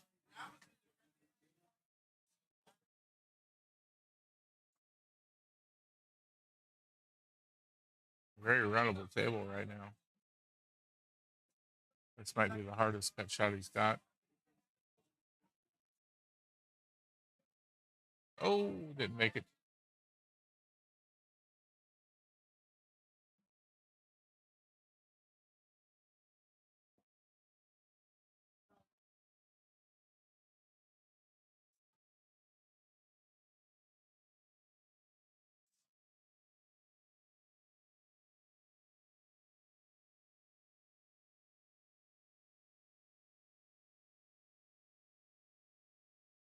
Okay, conferring with the You Chalk Funny team because they apparently didn't know who won the leg. Haven't been keeping score.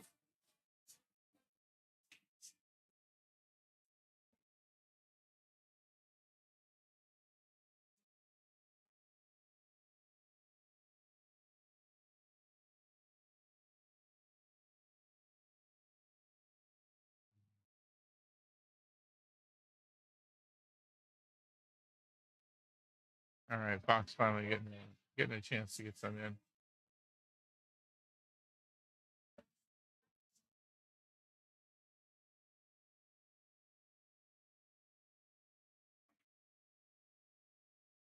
Oh, definitely a bad time to miss a shot.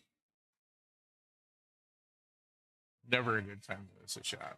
But sudden death, world qualifiers.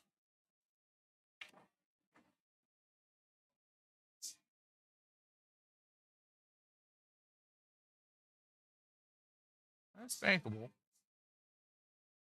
Right here. Be about the route I would be going on it. Oh, Sam went the other direction with it. Unfortunately, he's going to leave that in the pocket for Fox.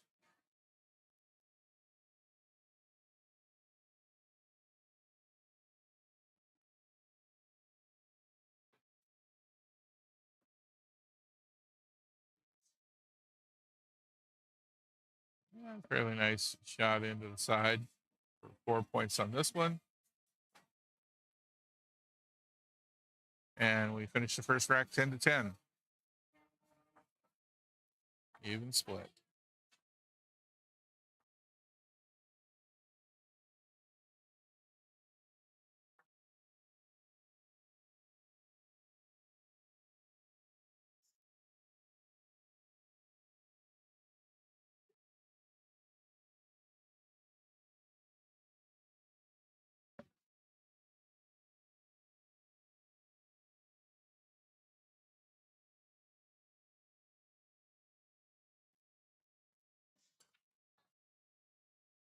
Three ball right in and the cue ball.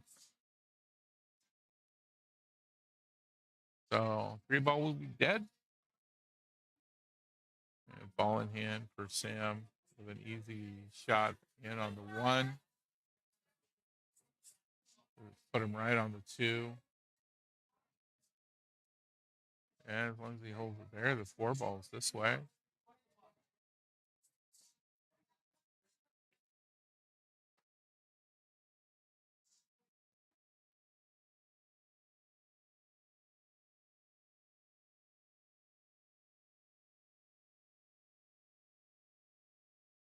Still got a good angle on this 4 ball. Definitely gonna want to not get behind the 9 for the 5 though. Perfect.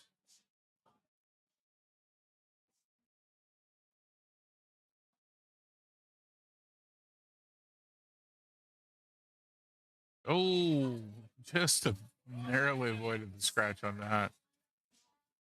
Great shot. Salmon, take no prisoners kind of mood there.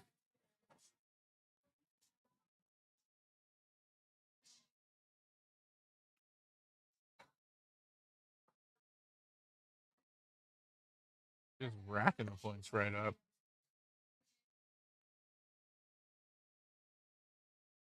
Wow.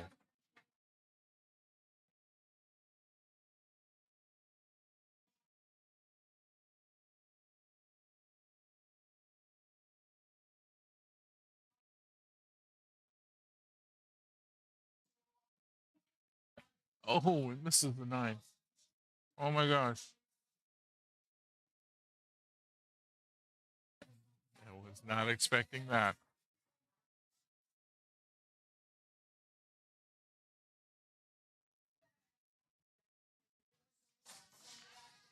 There we go. Fox gets the 9 ball for 4 points. But Sam now has a 10-point lead.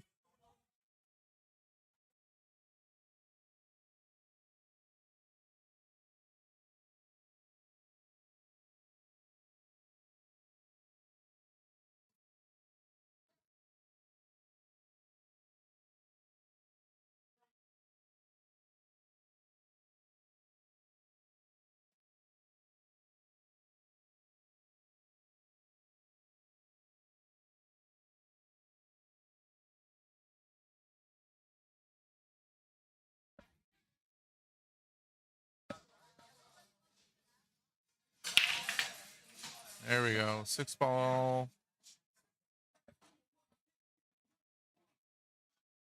And no scratch. There we go.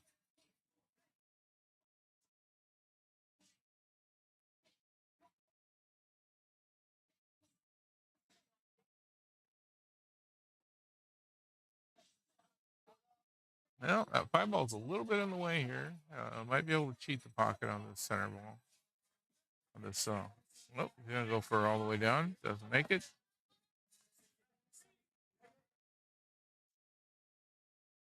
All right. Sam's turn. And a nice shot on the 1. He's shooting really good this last rack. Yeah, William. Same. Not a 4 I would want to be playing.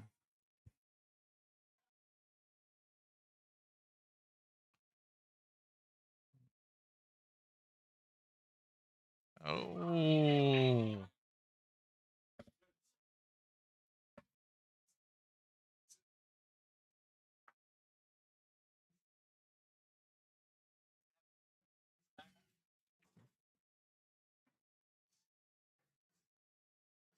Oh, giving that Sam. That was Fox's shot.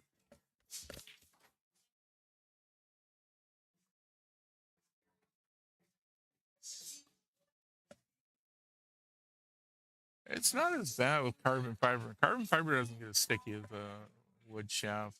A lot of the folks, Mad Hippo, and Mad Hippo was humid as all get out. And folks with carbon fiber will often shoot without a glove. I do not have a carbon fiber shaft, so I got 2 gloves, and they're both starting to get holes in them. About time for a new one.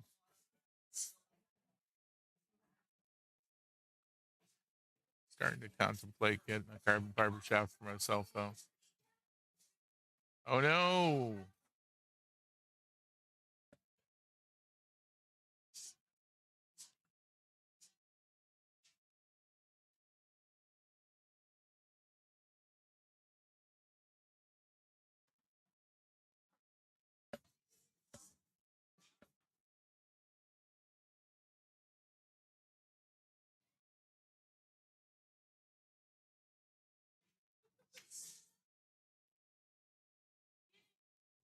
Not gonna go.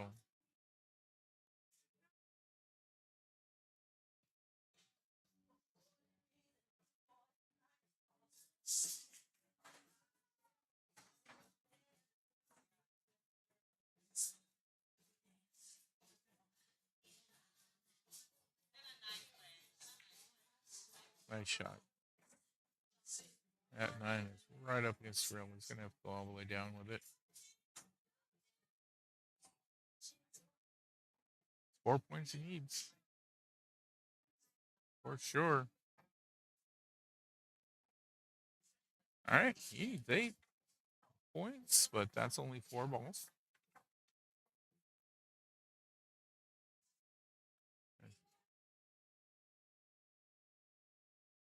Yeah, 30 to 28. Sam needs to get to 31, so he only needs 2 balls.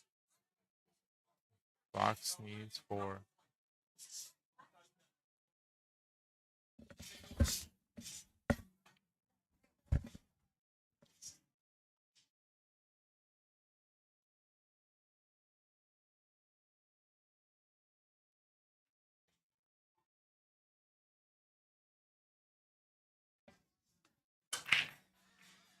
Oh, scratch.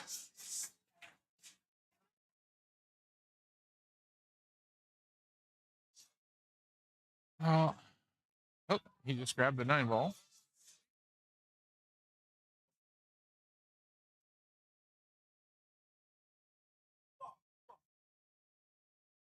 He's not sure where he grabbed it from.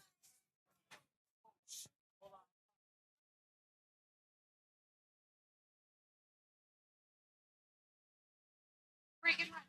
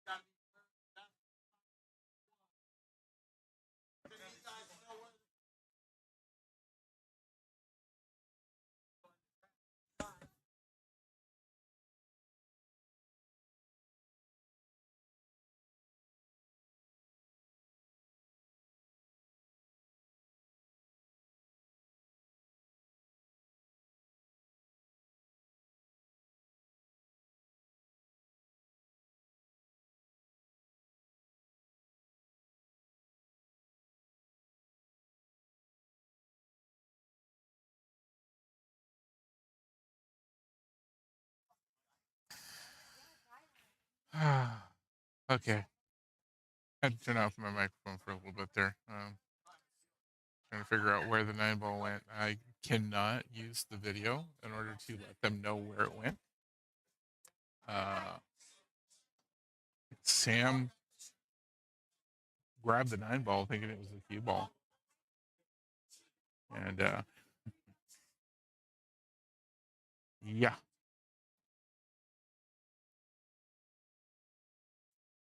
All right. Sam gets 2. Yeah. Sam definitely was not paying attention there. So 30 for Fox.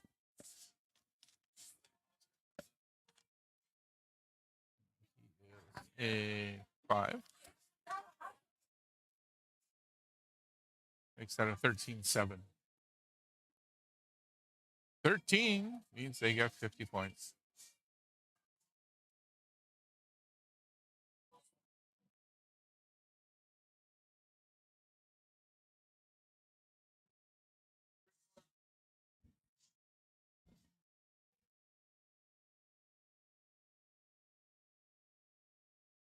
So 50 to 30. They technically could go into one more, but the moment anyone from Utah Funny makes a single point, it's over. Technically, this hasn't been decided yet, unless Utah Funny has won at least 3.